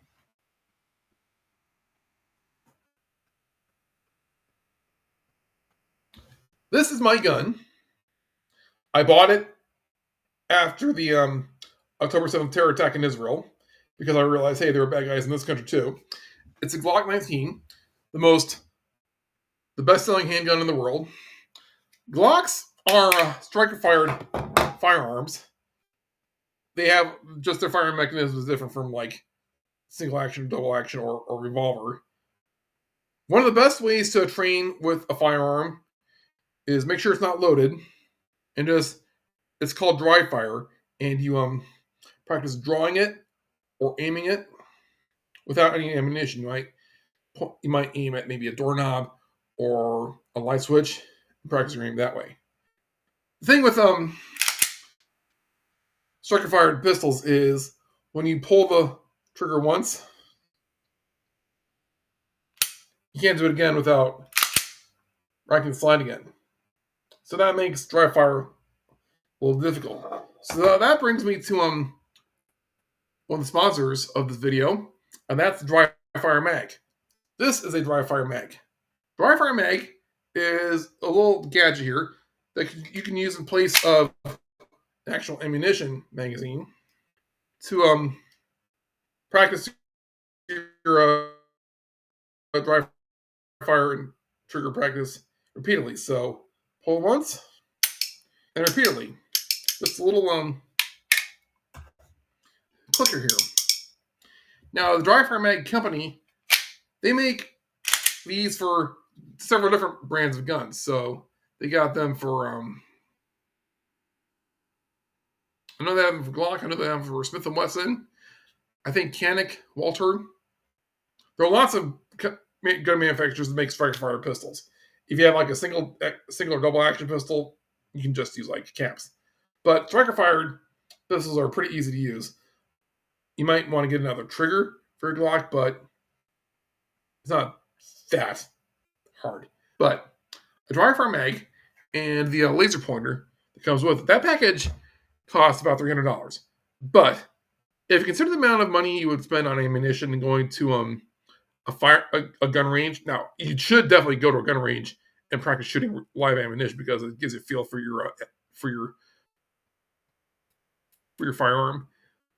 But when you consider how much money you would save on ammunition by not going to the range as much or using as much ammunition, the dry fire mag will pay for itself.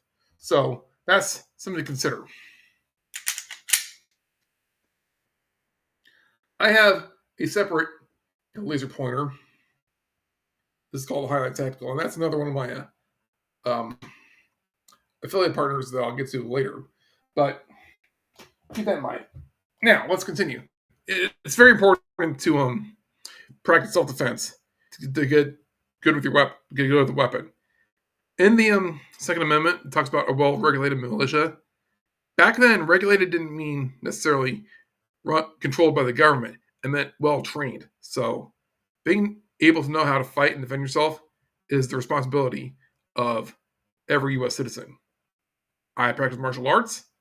I practice with my firearm.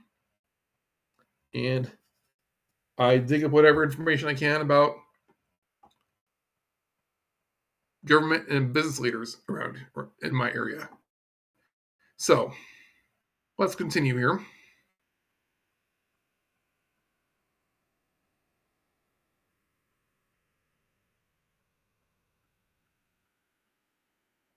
Razor Fist, he's got a good, he makes a good point here about the whole general movement of the public's opinion here, and that's really key here. This whole operation is waking the people up to make Trump's job easier. We got to remove all these evil influences, evil agents, and infiltrators in our government and governments around the world. Trump can't do that without the people's support. Razorfist here is commenting on Christian Hines. 20-year-old white men are now more right-wing than 75-year-old white men. So, boomers, they get their news from cable television. I argue with my parents all the time. They are boomers. Razorfist says, the last 3 generations, from Generation X to Millennials to Zoomers, have been steadily drifting more conservative. And the Dems just pretended it didn't matter because they'd captured so many institutions. So that's significant. That's profound.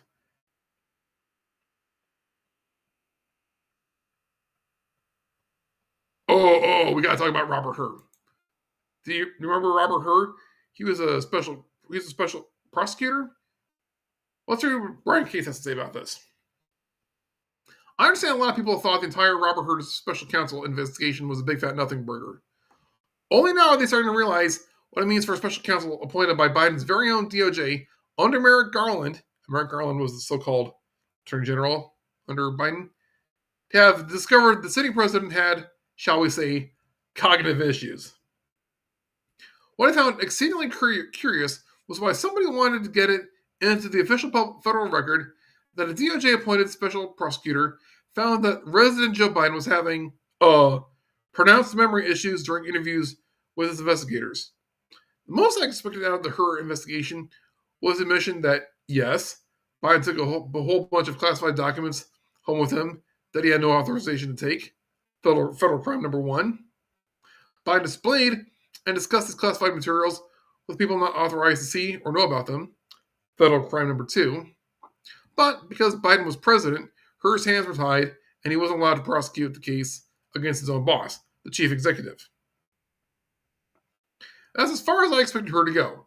An admission that he couldn't prosecute because a law enforcement officer at the executive branch is not allowed to prosecute his own boss, any more than a JAG officer could court-martial his own commander-in-chief. But, as it so happened, Hur threw me and everybody else a huge unexpected curveball in his final report. Hur gave a different explanation as to why he declined to prosecute Biden for the very serious federal offenses he had obviously committed with all these classified documents. In his final report, Hur has an entire section devoted to laying out Biden's memory issues, his cognitive difficulties, and how this affected his decision not to prosecute Biden. This explanation for his decision not to prosecute Biden so upset Representative Adam Schiff. Remember Adam Schiff? Undeniable evidence that Trump colluded with Russia. Adam Schiff, the depraved, pathological liar. This so upset Representative Adam Schiff that Schiff dressed her down at length during her testimony to the House committee. Watch. He's got a YouTube video. Schiff was especially upset that Her was officially opening up the door to Biden having pronounced issues with cognition memory during his presidency. So, why is that important? Well, we know why, because of the auto pen. Any pardon, any official act by Biden is null and void.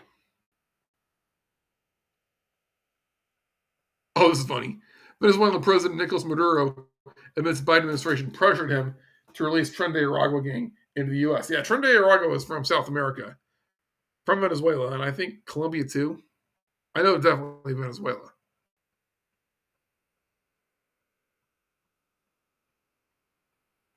Boom!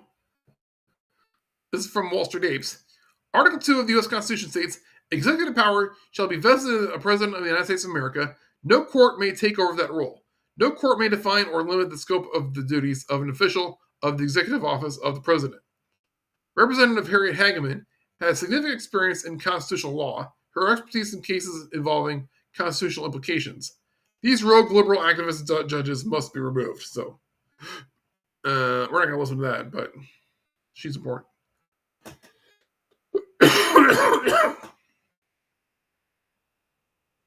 Elon says this about NGOs. I bet very little, maybe none, of that USAID money actually reached kids in Ethiopia. He's saying this on February 12th when the USAID scandal was breaking out. He says the nature of the NGO scams is to have a cause that sounds philanthropic, like save the orphans of Sadville, and then they pocket the money and zero actual orphans are helped. Has seen this so many times, so yeah. I made the analogy online. You know how gangsters will open up a restaurant or some, I don't know, supposedly small business as a front for their criminal activity? The food may be okay, the food may be good, but that's not the restaurant's real business. Well, these NGOs are the same thing. A lot of nonprofits are the same thing. They're just a front for some other criminal activity. When we go after these NGOs and these nonprofits, we're not going after what they say they're doing. We're not taking money away from poor, starving kids. We're not taking money away from the animals or the church or whatever. We're going after the criminals who use these organizations as a mask, as a disguise. Now this is key here. Going back to the JFK files, Clandestine says, holy shit, the new batch has some juicy stuff about global CIA covert action programs. The CIA were operating essentially all over the globe to combat Soviet influence, supposedly. Argentina, Dominican Republic, Guatemala, Brazil, Venezuela, Peru, Japan, Congo, Kenya, Italy, France. Then a few slides later, it talks about a briefing with CIA Director Dulles, noting that the CIA control Radio Free Europe, the Afro-American Institute, and various other labor and youth groups. The CIA were controlling mass media and were controlling groups like the Black Panthers to conduct protests. Kind of sounds familiar to BLM, doesn't it? The more things change. Then President JFK shows up at the briefing and suggests that CIA covert action programs are outside the scope of the CIA's supposed primary intelligence gathering mission and was not worth the taxpayer money. This is why the CIA didn't like JFK. He was onto their schemes and was trying to shut them down. Yep. Clandestine again on JFK. He says, the more I read, the more I'm considering the possibility that the CIA were trying to frame the Soviets in Cuba for JFK's assassination in order to cover their tracks and create a broader war. It seems like the CIA were trying to establish the idea that Lee Harvey Oswald was connected to the Soviets and the Cubans. It's like they were trying to make it obvious. Maybe I'm way off base. Maybe the Soviets and Cubans did play a role, but it seems like the CIA were trying to steer the conversation towards blaming the Soviets. That's what I thought for a long time. The plot was by the Soviets, by the communists, and LBJ and the Warren Commission just brushed aside because they didn't want a war. Well, then how do you get Vietnam? My reasoning is that after JFK's death, LBJ escalated Vietnam and gave the CIA their next war to launder money from. A war JFK did not want, despite many in the intelligence community pushing for it. The CIA tried to drag the U.S. directly into war in Cuba. JFK refused to do it, and then he averted a nuclear war, the Cuban Missile Crisis. Then the CIA tried to drag the U.S. directly into war in Vietnam, and JFK refused to do it. JFK was repeatedly standing in the way of the CIA from utilizing their business model, also known as war. The Soviets did not benefit from JFK's assassination, but the CIA did. Soviet Prime Minister Khrushchev respected JFK after the Cuban Missile Crisis and viewed him as a rational counterpart. Meanwhile, LBJ was an impulsive war hawk. The Soviets did not express joy after JFK's death. They expressed concern. Things only got worse for the Soviets geopolitically after JFK's death, and the CIA only continued to get more powerful. Obviously, there's no smoking gun that proves this definitely. It's just an observation based on what I'm seeing from the files, and a scenario I think is worthy of consideration.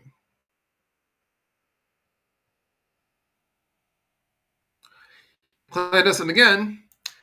The JFK files show that the CIA were engaged in regime change, biological warfare, political psychological warfare, global media control, mass propaganda. Sound familiar? There are so many parallels between what happened then and what is happening now.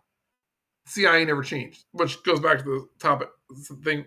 Goes back to the idea that JFK files are part of the narrative to take care of the deep state now. And that's why it's so important, again, why RFK Jr. teamed up with Trump. Because he's part of that narrative too. His father was part of that narrative.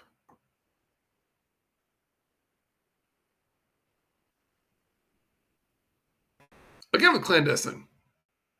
We're going to listen to this video. Clandestine says, knowing what we know now, JFK's secret society speech makes a lot more sense. JFK tried to warn us about this secret society. He claimed this monolithic and ruthless conspiracy was responsible for fueling the Cold War. He claimed this entity was a tightly knit, highly efficient machine that combines military, diplomatic, intelligence, economic, scientific, and political operations. JFK was not talking about the USSR. He was talking about a covert entity that had embedded himself within our government. The same entity exists within our government today, and it tries to overthrow or eliminate anyone that threatens its power. Trump started with the JFK files for a reason. Trump is trying to uproot the same secret entity. It never left.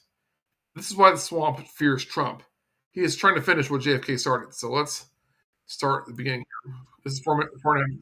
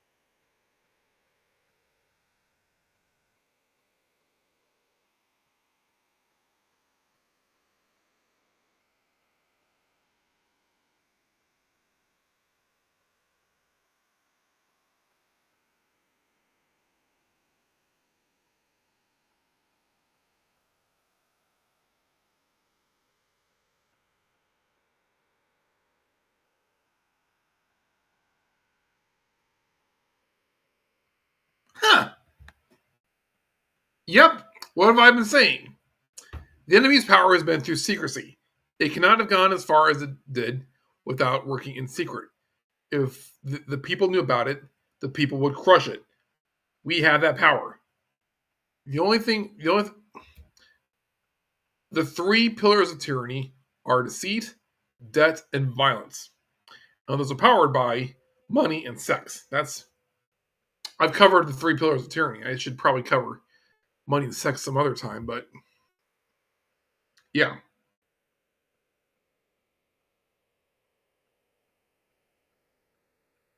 Do we all want to talk about Larry Fink? I think I'm going to save this for my next video on what we really owe in taxes, or where we put our money. Here's another judge trying to thwart the Trump agenda. Judge Amr Ali, a crooked Biden appointee, just ordered President Trump to release billions in foreign aid within the next 48 hours or else. This is from February 25th, so it's about a month ago. This is a ruling that this administration must ignore. Republican members of Congress should be drafting articles of impeachment. Like right now. Wasn't he the judge from Canada who was only been a U.S. citizen in the last, 5 or 6 years? Is that the judge I'm thinking of? Is that him? I don't know if I saved that. I don't know if I bookmarked that post.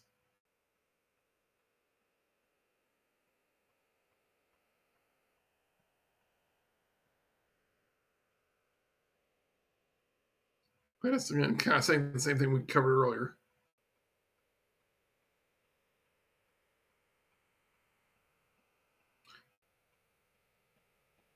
I kind of want to wrap up, and we're nearing the end here. Oh, this is good. This is good. This is about Oswald, Lee Harvey Oswald. Breaking the JFK files. Groundbreaking document shows Oswald's commander went on record to state that Oswald was in fact recruited by the CIA in Japan. This declassified CIA cable from 1996 provides compelling evidence that Lee Harvey Oswald was in fact a CIA asset, according to his commander at the time. The cable's very existence, marked secret, and addressing a specific media inquiry about Oswald's CIA ties in Japan, reveals an agency on high alert, carefully managing a narrative that threatens to expose a long-buried secret. Oswald's recruitment by the CIA during his time at the Atsugi Naval Air Facility in the late 1950s. Consider the context. Oswald was stationed at Atsugi, a known CIA hub for covert operations, including U-2 spy plane missions from 1957 to 1958. The cable confirms that as late as 1996, a credible UPI reporter was pursuing a story that Oswald was recruited by the CIA during this period, per Oswald's commanding officer. The CIA's response, refusing to comment, redirected the reporter to declassified records and suggesting they pursue official channels. Appears less like a dismissal and more like a calculated deflection. If Oswald had no connection to the CIA, why would the agency need to coordinate such a high-level internal response to a journalist's inquiry more than 30 years after the assassination? The answer lies in what the CIA isn't saying. Oswald was their man. The cable's language and tone suggest the CIA was deeply concerned about the story gaining traction. By advising the press officer to avoid commenting and redirect the reporter, the agency was not merely following protocol, it was actively suppressing a truth that would unravel the official narrative of the JFK assassination. My thought process, the fact that the CIA had already declassified some of Oswald's personal history for public use, as noted in the cable, could be interpreted as a strategic move to release just enough information to appear transparent while withholding the most damning evidence that Oswald was recruited, trained, and groomed by the CIA during his time in Japan. Oswald's later actions, his defection to the Soviet Union in 1959, his return to the U.S. in 1962, and his eventual role in the assassination of JFK in 1963, fit the profile of a CIA asset operating under deep cover. His time at Atsugi would have been the perfect opportunity for the CIA to recruit a young, impressionable Marine, potentially using him as a double agent or informant during the Cold War. The cable's mention of a long-shot CIA-related story in a Japanese journal further hints at the possibility that fragments of this truth were already leaking out, forcing the CIA to manage the fallout. In this light, this cable is not just a bureaucratic response, it's a smoking, fucking gun. Yep. And that's again, kind of summing up the whole thing about the JFK files here. A lot of this has been suspected by the conspiracy theorists and the rumor mongers, but clandestine has this to say. The JFK files are less about JFK's assassination and more so than collecting evidence that the CIA are not carrying out their primary mission of intelligence gathering, instead of focused on regime change around the globe. JFK found out, and they didn't like that.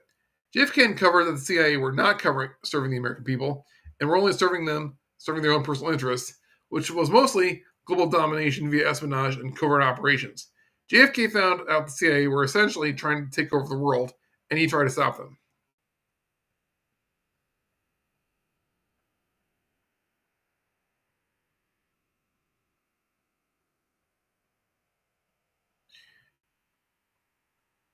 Let's talk about Act Blue here. Brian Cates again. Keep your eye on the Act Blue failure cascade. It's going to lead somewhere big. Nothing focuses national attention like the sudden collapse of a rotten fraud financial house of cards. The Mesa bill from Sessions will be the follow-up after the Act Blue collapse. It's all connected. The machines, the money laundering of taxpayer funds, the fake voter registrations. So yeah, follow the money, in other words.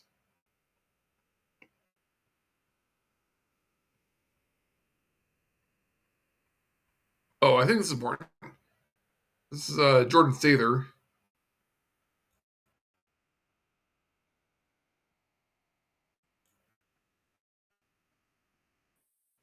March.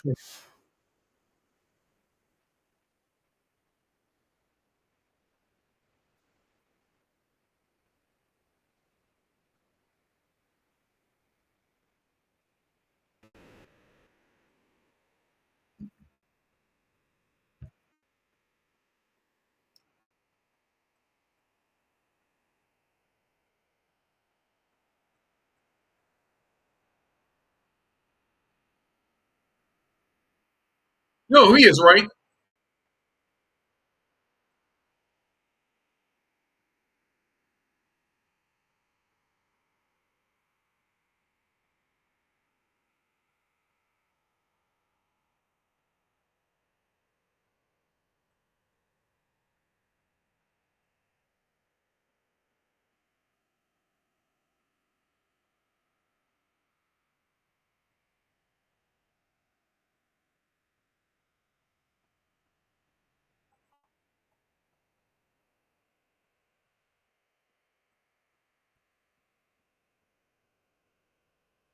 Hell yeah.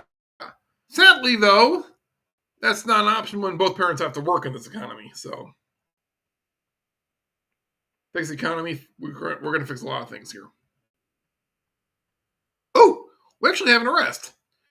Anti-Trump FBI agent, this was on March 19th, was arrested and charged for disclosing classified information. Jonathan Buma allegedly disclosed internal classified documents and text messages to associates. So this is from the Gateway Pundit. Brian Cates says this checks out from multiple sources. FBI guy arrested for leaking classified material. Now what tidbits surface when you read multiple different media outlets coverage of the same story? Not just everything that's the same. Sometimes they give something away. So he's referring to the Associated Press, ABC News, CBS News, Washington Post, the New York Post. Brian says, I love how Newsweek framed the story. FBI raids home of Trump whistleblower. Of course, he was writing a book, and they grabbed him just before he could board an international flight. Poor guy, he didn't make it. Now, I wonder how many other FBI leakers suddenly experienced butt pucker factors off the charts at the news of this arrest. They have to know who he was sharing the material with.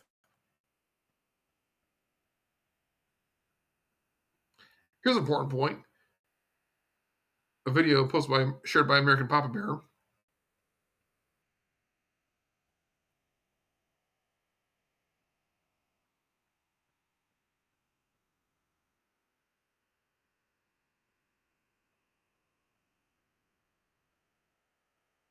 Yep.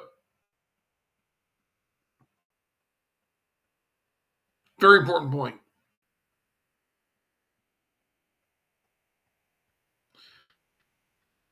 Truth Now, he or she is calling out, bringing this to the attention of General Flynn. I think this is important. We need to read this. Susan Rice is the face of Obama and is still actively sabotaging the Trump agenda. She is smart and dangerous. She was in control. Was she in control of Biden's auto pen? Susan Rice, she was part of the Biden administration. I think she was she in that? She was, okay. Former National Security Advisor, ambassador to the UN, and infamous Barack Obama crony Susan Rice appeared on MSNBC following the blow-up to complain that Team Trump has set up Zelensky and that the verbal brawl was an embarrassment for the United States and the world at large, probably referring to Zelensky's visit to the White House, which I covered in my last video. The Federalist, Molly Hemingway, later pointed out she was wrong. Not only did Zelensky have previous opportunities to sign the mineral rights deal in Kyiv and Munich, but he also personally requested the meeting at the White House. Was Rice one of the deep state advising Zelensky right before he met President Trump? Seems like illegal interference.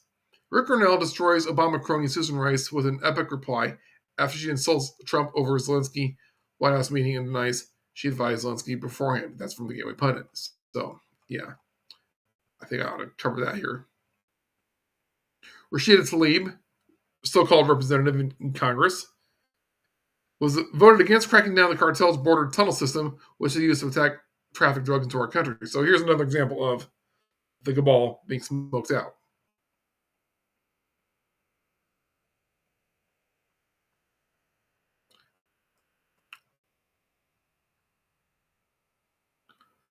Okay, here we're on the topic of the regime change that occurred in Syria and the massacre of Christians and other minorities there. Brian Cate says this: Mockingbird media can't call the vicious savages killing the Christians and others in Syria because, and pay attention back of the room, those are our vicious savages. The CIA, military-industrial complex, ICS, put them in control. Hell no, the CIA-controlled media are not going to show it, because so many so-called terrorist groups, they're not just forward bad guys. They're proxies for the deep state.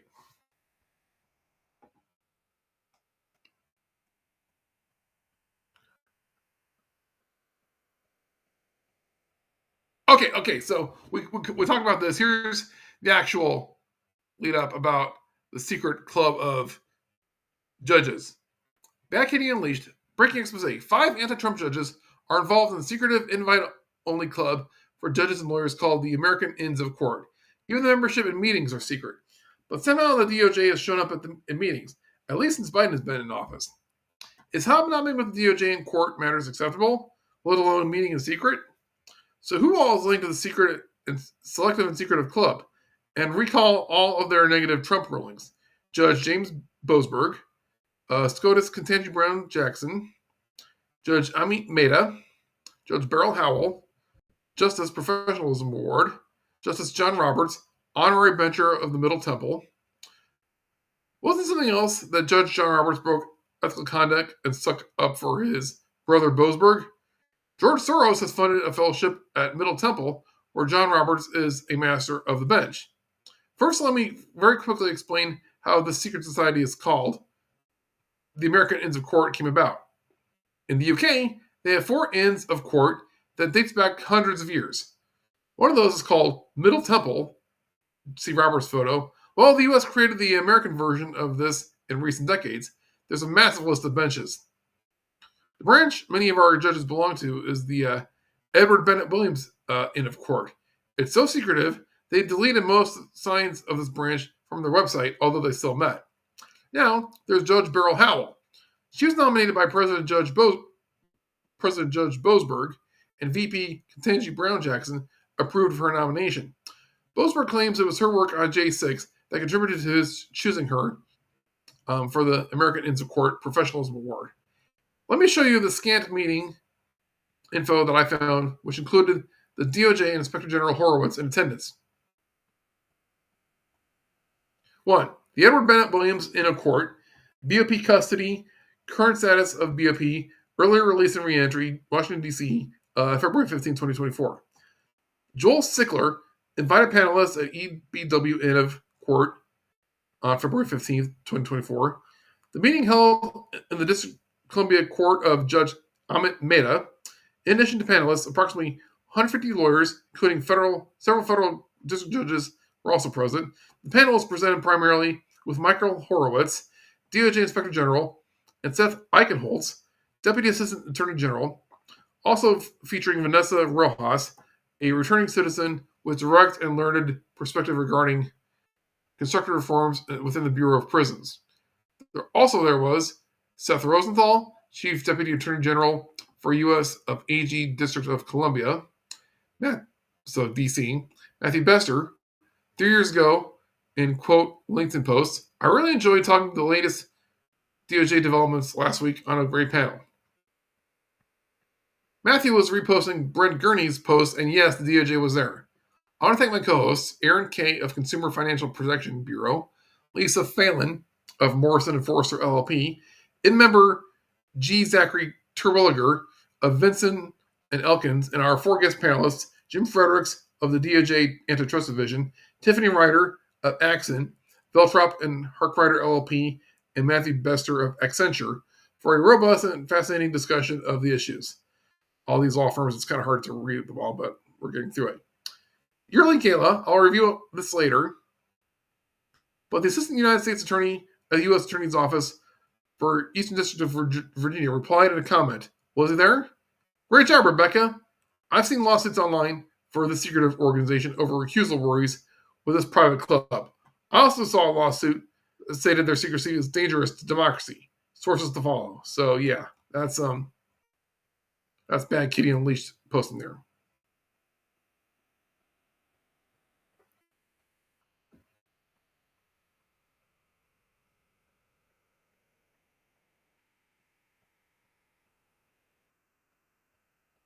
Oh, I mentioned this earlier, but this is our end to getting a lot of these deep state flacks. It's the deep.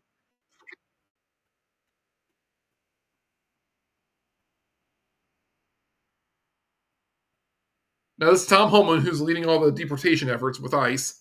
Eric Doherty says, holy shit, Border Tom Homan just said he has referred Congresswoman Alexandria Ocasio-Cortez to the DOJ for potential prosecution after she potentially impeded law enforcement from fighting illegal aliens. Homan, we are done with this.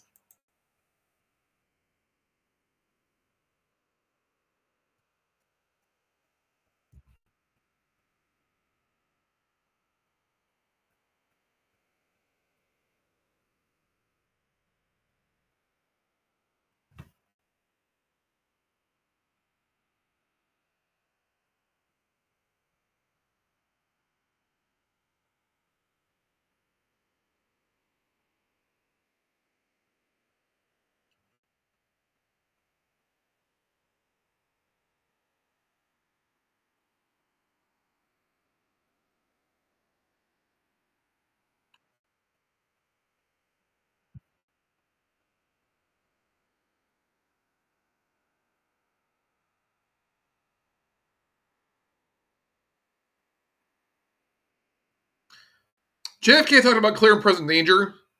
These illegal aliens are a clear and present danger. So, yeah, we ought to have the authority to deport them.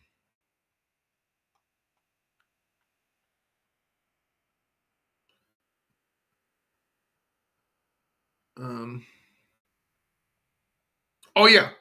We talked about Act Blue. Muse says, Democrats are using Act Blue to raise money for their attacks on Tesla. So it's an article from, I guess, Muse's website. Less war on Musk, Act Blue's fiery tactics. Protests have increasingly become a tool not merely for expressing dissent, but for exerting coercive pressure upon individuals who diverge from prevailing ideological orthodoxies. Recent organized. Okay, so again, Act Blue is going to be the money trail for these guys. Oh, this is interesting. Real AF Patriots. So Trump took control of the John F. Kennedy Center, that big theater complex in Washington, D.C. On March 20th, Real AF Patriot says, yesterday on the Skiff, we talked about President Trump mentioning the other day that there are rooms underground with no windows in the Kennedy Center. It came out of nowhere, and he said it twice. making it a focus point. Do these rooms exist? And if so, what are they used for? Most of our remains probably go to the same dark place. That's most of us, meaning people who spend time on Twitter. Furthermore, he made these comments just before today's Epstein Deltas, talking about a Q post about Epstein, in which include this image of the underground rooms at Epstein Island. Another coincidence? It has always been about the children. So, are the rooms at the Kennedy Center part of where they do unspeakable things to children? Is the Kennedy Center one of the satanic temples on that one list that I covered in the LA Fire drama? I wanted to get to this. This is about John Roberts. This is so key. Josh Dunlap is posting here. Justice John G. Roberts is committed an illegal adoption of his 2 children from Ireland, and Barack Obama blackmailed him. Now we know why Roberts always votes with the liberals in the court. So this is a 6-minute video. We're not going to listen to it, but yeah, this might be the blackmail leverage that the deep state has on John Roberts. I always wondered if it was maybe his browser history, but yeah, that makes sense. Chanel Rion says this about the JFK files. I mentioned this earlier. She says, Trump's release of the JFK files should be celebrated, not because it gave us answers we didn't already know. I mean, a lot of the conspiracy theorists suspected what the JFK files showed. She says, not because it gave us answers we didn't already know, but because it acknowledges, for the first time, that we did know. We knew what evil our government was capable of. And Trump brings us the antidote. Transparency. Which is what JFK was harping on in that speech. We're closing in here. But this is important.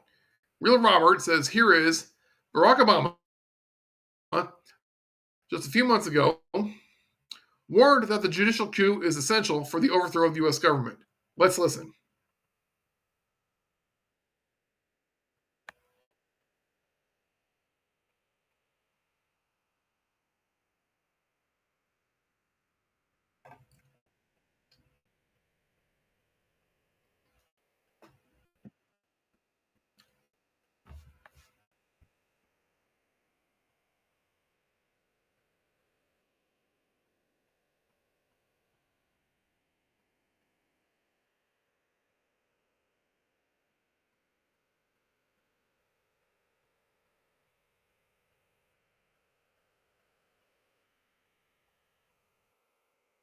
Look who's talking.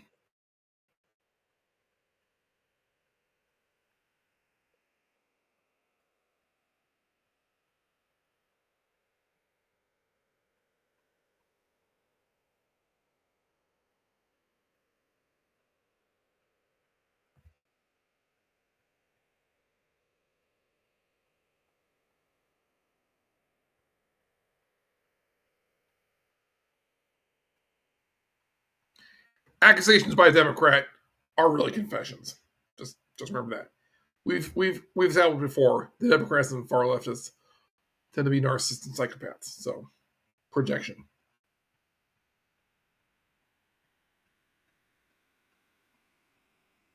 Now, here's some good news.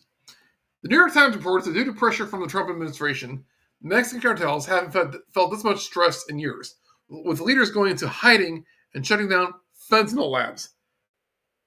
I've never quite understood why people would take fentanyl unless it was planted on some other drug. I guess that's how it's done, but thank God I never came across that, because I never take any street drugs, but I do take medications for Tourette syndrome and ADHD. So thank God, Big Pharma, my pharmacist never got influenced that way.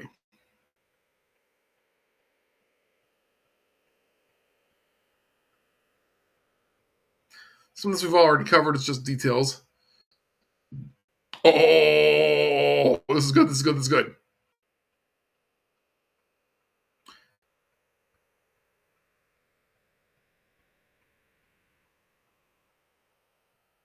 Yeah, I'll read this by Brian Cates first, and then I think there's another post about Oswald and MK Ultra. You know, the mind control operation? Okay. A common take a few years back was that MK Ultra was a massive failure that ended decades ago. Only tinfoil hat wearing conspiracy theorists believe that kind of mind control experimentation is still going on today. I know that common take, well, since Thomas Wichter and I were saying it back from 2017 to 2020. What if the take was not correct? What if it's not called MK Ultra mind control experimentation anymore? What if it's been rebranded as psychotherapy, a medical psychiatric discipline that involves plying a target with mind-altering drugs that makes them susceptible to suggestions, and then programming them with talk therapy? School shootings were unknown until the mid-1990s, and the common factor in a lot of school mass shootings is the shooter turning out to have been involved in psychotherapy involving use of drugs. Was this the case with Lee Harvey Oswald? I've been saying for a while, isn't it funny how there were so many school shootings when Obama was occupying the White House, how they paused when Trump was in there, and how they resumed when Biden occupied the White House? Food for thought.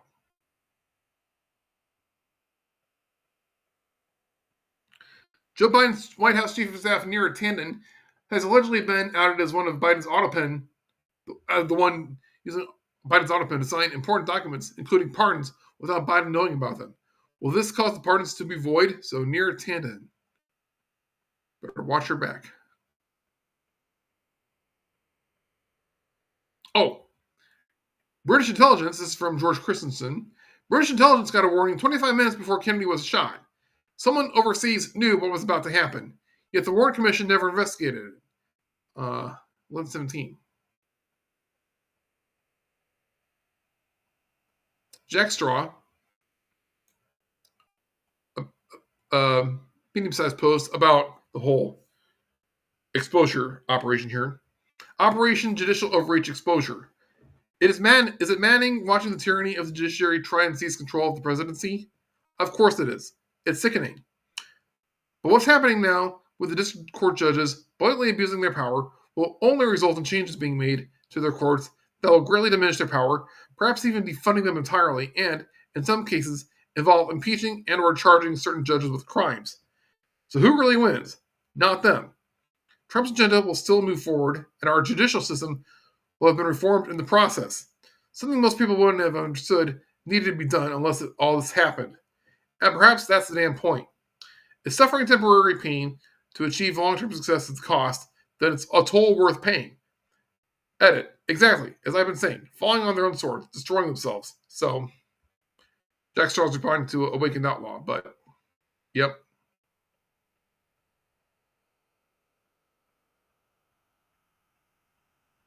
Here's a post from February 13th, but Brian Cates is backing up the point again. Imagine the screams you'll be able to hear all the way over here in Florida when Trump, Musk, and Doge cut off not only the purchase of land by those with no social security number, but even the ownership of land by those with no social security number. I'm already looking forward to it. And he's responding to Spencer Lindquist.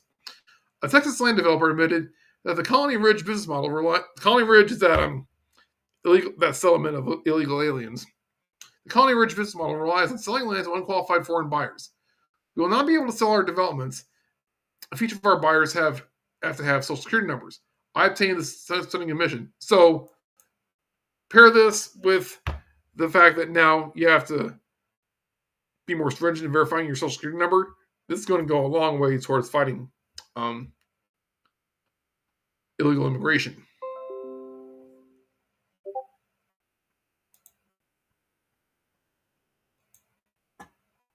I'm going to skip that.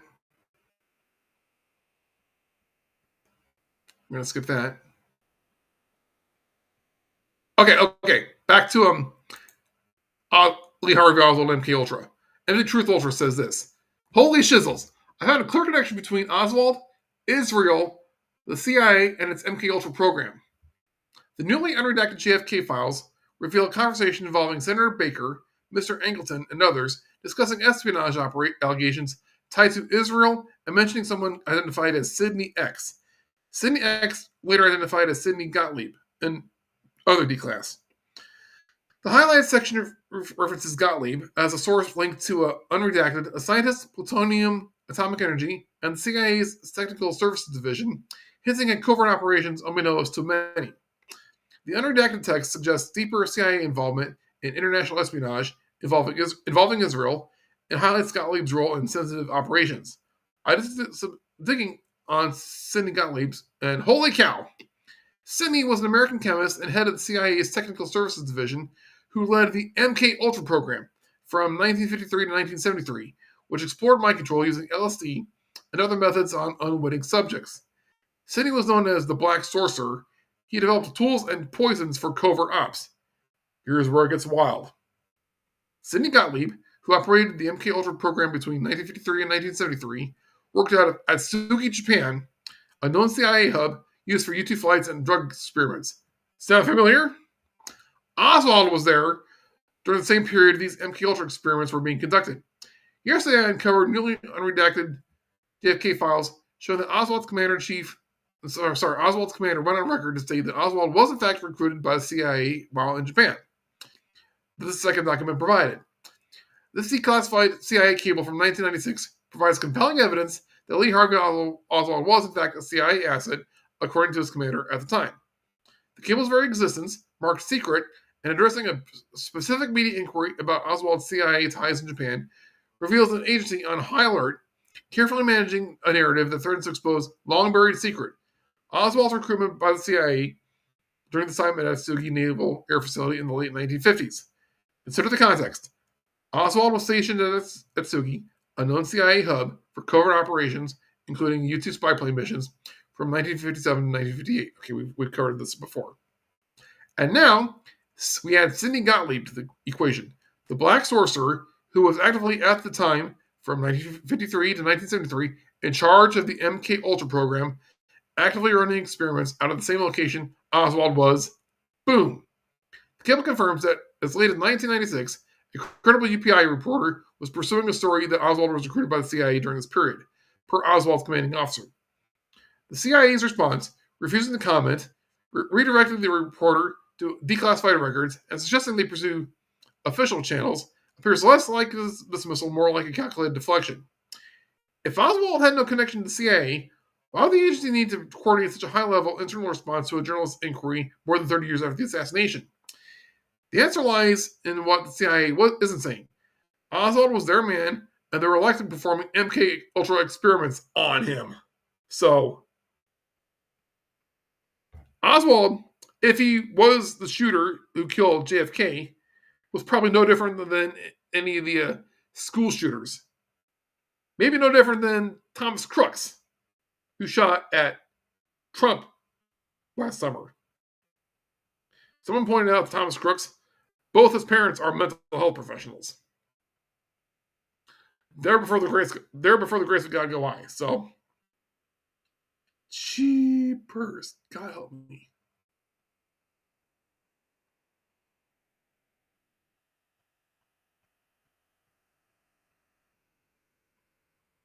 Sorry, I gotta take a moment here. Now, we're nearing the end of this here. I want to mention one more sponsor of this video, and that is actually myself. I've created this online store called thesafecitizen.com. It's got referral links back to Amazon, but I've gathered up links and products geared toward self-defense. You know, I promote the Dry Fire Mag. I also promote lots of other important things. Now, one of these is the MTAC Tactical Bag shoulder pads. I wear this whenever I drive Uber. It's a handy thing to keep your gun in. And I also keep a couple knives and pepper spray cans. So here's one of the knives I sell on this website. It's the Gerber Strong Arm. I like it because it fits. It's just big enough to fit in the tactical bag. But the Gerber Strong Arm is one of those knives that's kind of like does it all. If you're interested in outdoor camping, survival, if you need something for like combat, the Gerber Strong Arm is specially designed to kind of do it all. It's a great value for your money. I mean, its price is kind of up there, but you get a lot of value out of it. I like tools, products, weapons that serve multiple functions. So you get more for your money. The Glock 19 is that kind of do-all firearm made by Glock, and it's the most popular handgun in the world. Same with a lot of these products. I have a black belt in Taekwondo. Now, if you're going to practice martial art, it's best to find an actual instructor in your area, a certified, verified instructor, and go to them. But this book by Grandmaster Richard Chun, published in I think 1973 or 1974, is one of the eminent tomes on Taekwondo, and the World Taekwondo Federation style of the art. It's very detailed, and it's a very good guide on how to do practice.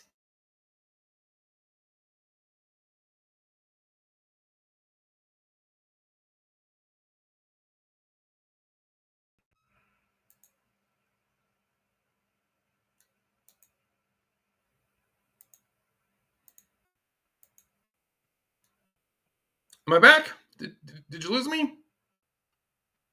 I was talking about my online store for self-defense products.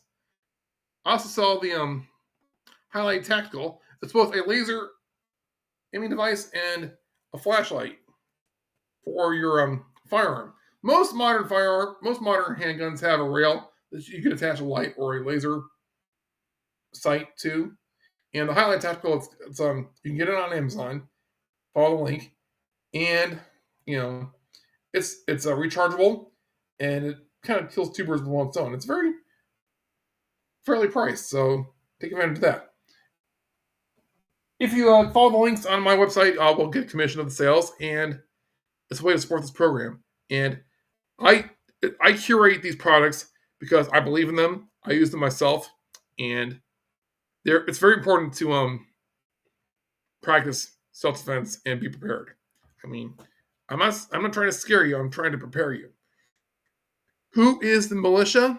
It's the whole of the citizenry, save for a few public officials. I forget who said that, but it's one of the founding fathers. And it's important for us to be prepared to defend ourselves and hopefully take care of any bad guys. That includes terrorists. That includes domestic enemies. That includes criminals. That includes criminals in government. I'm not saying go out and shoot. I'm just saying be prepared to defend yourselves and, let them strike first. There's no first punch in karate, and there's no first punch in Taekwondo or self-defense. So, I'm going to read this by Dwayne Case here, talking about Social Security numbers. As their fraudulent Social Security numbers are discovered, everyone focuses on the checks being cashed. Please understand, Democrats' full-blown terror in front of USAID is because every Social Security number declared dead loses them a voter. Yeah, did you hear that about all the supposedly 300-year-old, 200-year-old people with Social Security numbers who were born before the Social Security Administration even existed? That's part of the whole voter election fraud system. 3.4 million lost as the deceased this week. It's going to get so much worse. Yep.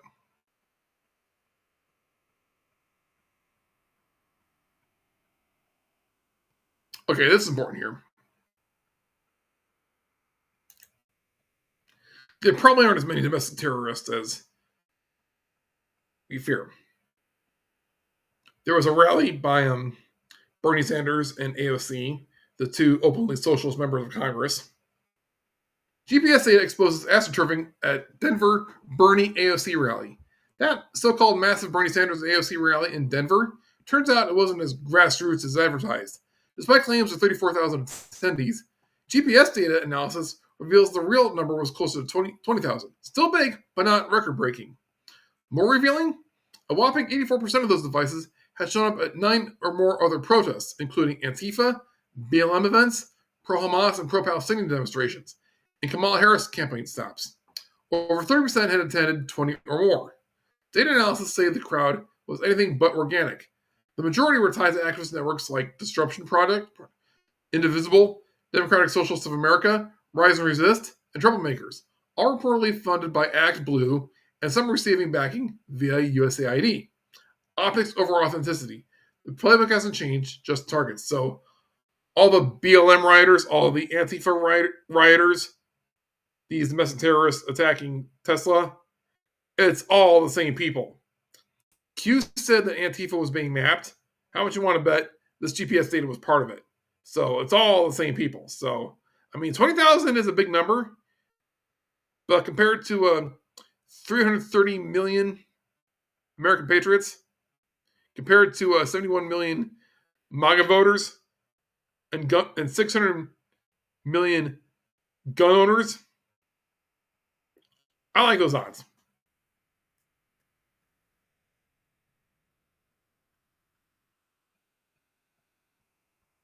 I think this is important here.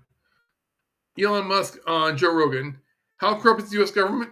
Elon Musk says, I actually have to be careful that I don't push too hard on the corruption stuff because it's going to get me killed. If I push too hard on the corruption stuff, people get desperate. Exposing government corruption can get you murdered. Let's listen.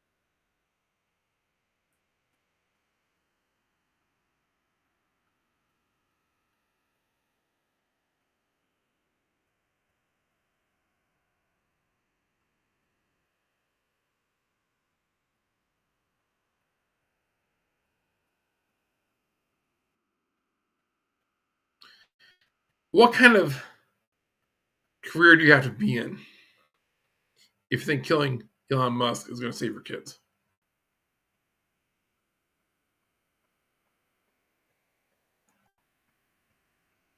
Oh, here. Mahmoud Khalil.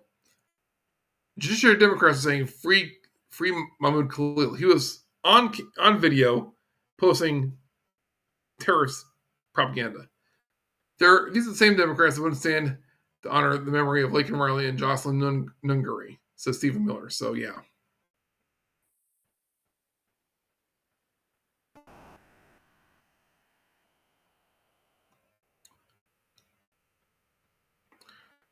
We're almost done here. We're going to skip a few of these, but because it's stuff we've already covered. But Clandestine says this about Israel. I talk about the Jewish criminal underworld, and I've likened it to the mafia or the Yakuza. Like each ethnic group kind of has its own criminal network underworld. It just stands to reason the Jewish people have their own. Not all Jewish people are evil. Not all Jewish people are members of the synagogue of Satan. But some are. It's very clear that there's a criminal Jewish cabal. Are they the heads of the snake? Are they the heads of the criminal network of the New World Order? We don't know that yet. Q says we're saving Israel for last. I don't know. But Clandestine has this to say. For those of you who claim Israel, Mossad, control the US CIA, I believe you have the hierarchy incorrect. It's more like a non-governmental secret society cabal, and they control elements within the CIA, Mossad, MI6, and other intelligence agencies, governments worldwide. They are just different tentacles of the same beast. As for who exactly controls the beast, that is up for debate. But this narrative that Israel controls the US or that Mossad controls the CIA, I believe is a gross mischaracterization of the situation. The cabal existed before Israel did. The cabal is not tied to a nation. It exists independently. While nations and regimes fall, it survives in the shadows and seeks to dominate the globe via infiltration and subversion. Israel is just one tentacle of many. However, the control of the U.S. is without a doubt the cabal's most powerful asset. The CIA is the most powerful tentacle of this beast. So, yeah. I mean, it's probable that Jeffrey Epstein worked for the Mossad. But he is just one spoke in the wheel. For everyone complaining, speaking of Epstein, for everyone complaining about Pam Bondi, the Epstein list, etc., you need to listen to Trump here. Trump says he's already done it. It's in the hands of his appointees, and that Pam Bondi is so tough they just don't know it yet. Trump trusts Bondi. This is a clandestine posting here. Let's listen to Trump.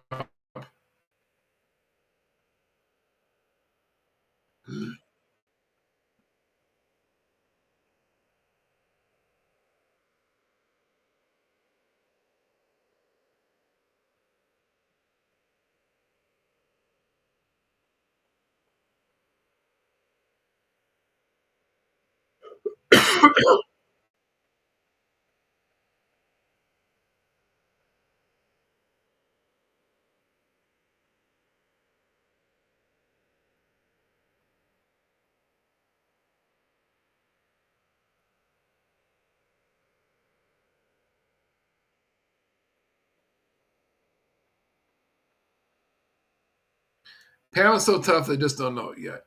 Yep. For people who are anxious about the Epstein files and what Pam Bondi and Cash Patel have done, I have said this on social media. In chess, you don't go after the king right away. You take out the pawns first. The kings are the higher-ups in this organization, the clients. Now, there are more pawns. We have to take out the pawns first, and they're embedded in the FBI and the DOJ and what have you. There are more pawns than we thought at first, and that's how big the Epstein case is. And then we consider that Epstein was just one spoke in the wheel. That's how big the cabal is. So this is going to take some time. Maybe not as much time as we think. I'm not that good at predicting time frames, but what we're doing, the whole point of this video here, the whole point of this live stream is we are exposing, we are drawing out, we are smoking out the pawns, the rooks, the knights, the bishops, and we're going to get to the queen and the kings. And there are lots of queens and kings. Maybe not as much as we thought, but I mean, we clearly outnumber them. We just don't know who's who. And that's the whole point of this, of the plan, of the Q plan. But Trump and the Patriots have created conditions where these people reveal themselves. And they are prepared to minimize the damage that they may cause. Reid Hoffman is one of the financiers of Indivisible and Tesla protests. Yeah, Reid Hoffman, he's dirty. Founder of LinkedIn. I barely ever get on LinkedIn. If you're going to look for a job, maybe go on Indeed or even go on X or Twitter. I think they have job postings. Or go directly on an employer's website. Don't look. Try to network on maybe X or Facebook. I don't like Facebook either, but I like it more than. I don't hate it as much as LinkedIn.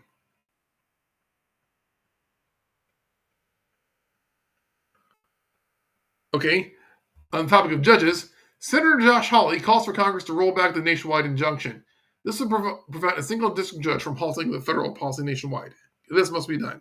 So people are wondering, hey, what are the Republicans in Congress going to do? Are they just going to sit on their hands? Well, a lot of them are. I mean, a lot of them are phony conservatives. They're the rhinos.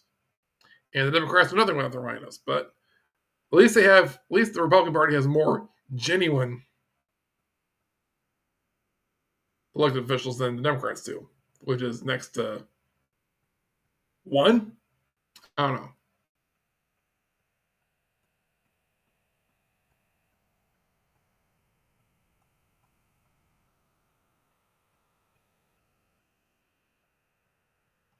We're just going to read a couple more posts here because I think they kind of wrap up, sum up the whole issue here. Brian Cates again. People who talk shit about Trump kind of sort of maybe trafficking kids with Epstein.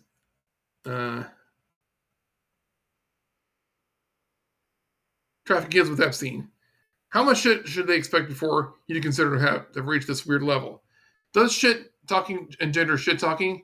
Maybe don't spitball Epstein hooked Trump with Melania, or that 47 is possibly maybe potentially a sex trafficking pervert if you're not going to like what happens next. So, yeah. That's not the Trump one I want to read. Okay, Brian Cates here. Watch who drives this narrative. Just find it interesting. Some people have a timetable in their heads about what should be done and what order. And Trump's team doesn't match that mental agenda they have. They get upset.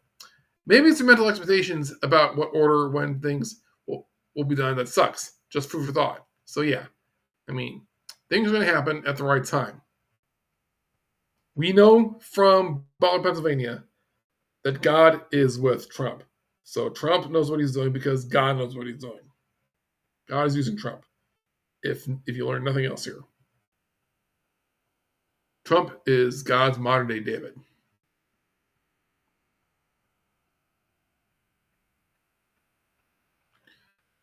There's one more post I want to read. Or a couple more. We're going to read this by Joe Lang. Money flow disruption. Many things are happening at once. A cascade of events is already rolling out daily. Nothing can stop the mass arrests that are coming. Hundreds of thousands of sealed indictments just don't go away. He's responding to Queen Isabel saying, for everyone screaming about Epstein, this is not Trump's priority in the lead up to the 2026 elections. He's going after election fraud. It might not seem so, but he's cutting up the strings of the Democratic Party and the dark money. So he's cutting off their arteries, their power supply. Part of it's money, part of it's sex. I mean, sex is tied to their blackmail network.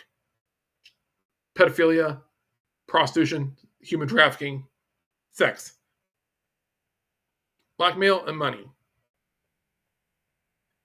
Go for the money, you're going to take care of a lot of things. Blackmail, that's part of it, but maybe in secret, maybe maybe do it delicately, maybe do it carefully. Things are going to happen. So, and I want to end it with this post that I made a few days ago. Why is MAGA superior to the left and the globalists? It's because we're careful not to harm the innocent. We haven't executed our enemies because we need to make sure they deserve it. And even when they know they do, look at you, Pfizer, we don't know if they have hostages, sleeper agents, traps, and dead man switches. We are not weak. We have a conscience because we, the people, don't know the whole story. Only 10 people know the whole story, and 7 of them are military. We know that from Q. Trump was one of them. Only 10 people know the whole story, and they have the advantage. So Trump has earned our trust. He's done certain things to show that, yeah, he's actually going up against this ancient enemy that's been oppressing us for so long. And he's done it in a way that we can actually accept it. He has said things outright, and we thought he was crazy, but he's been proven right. So he's done this in a way that proves it's real, that makes the enemy reveal themselves, and shows that, yeah, we have to take care of this. So in the meantime, practice self-defense. I'm not saying we go after the bad guys ourselves. I'm saying we are prepared to fight back if they attack us. Julia Green, I hope she's okay because she missed her last live stream on Friday because of some emergency. I hope she's okay. But she's been saying I kind of turned to her Rumble channel in place of going to church service. But she says, when we forgive our enemies, we're not like letting them off the hook. We are trusting God to bring them to justice and do what's necessary. God gives them the chance to repent. Now, we also know from a lot of instances in Scripture that God works through his people. Just read the story of David and Goliath. 1 Samuel chapter 17 is the story of David and Goliath. And verses 45 to 47, David declares that God is the one who's actually going to defeat Goliath, not David. He's just going to use David. So God is going to use certain people to bring the evildoers to justice. We don't know who. We don't know who's going to get the call. You might be, if you're prepared to fight back a violent offender and take them down, you might be the person who avenges someone else for the abuse or crimes they suffered. You don't know. Just be prepared and listen to God. Listen to the voice in your gut, and because that's where the Holy Spirit talks to us, the Spirit of God. So, and we know from Butler, Pennsylvania, that God is with Trump. I mean, there is no other way. Trump turned his head at just the right time, just the right way. There is no other explanation for that than providence. So Trump has earned our trust that way. So he knows what's going on, and he's set conditions for us to dismantle the enemy piece by piece. I know in my darker moods, I want to go after people in my community, but the feeling fades.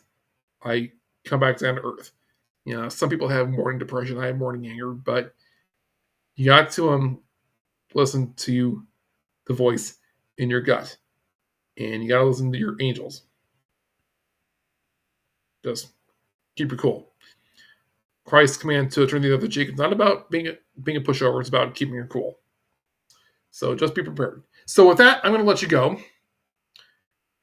Like I said, if you want to support the program, click on the link to safecitizen.com or Dry Fire Mag or Black Hat Coffee or any of the affiliate partners I got with you. I'm a proud partner of the Wellness Company, of Uphold, which is a way to invest in cryptocurrency and gold and silver, of Noble Gold, kind of locals page. So these are services and products that I believe in and that I think will help you out greatly. So go and take advantage. So with that, I'm going to let you go.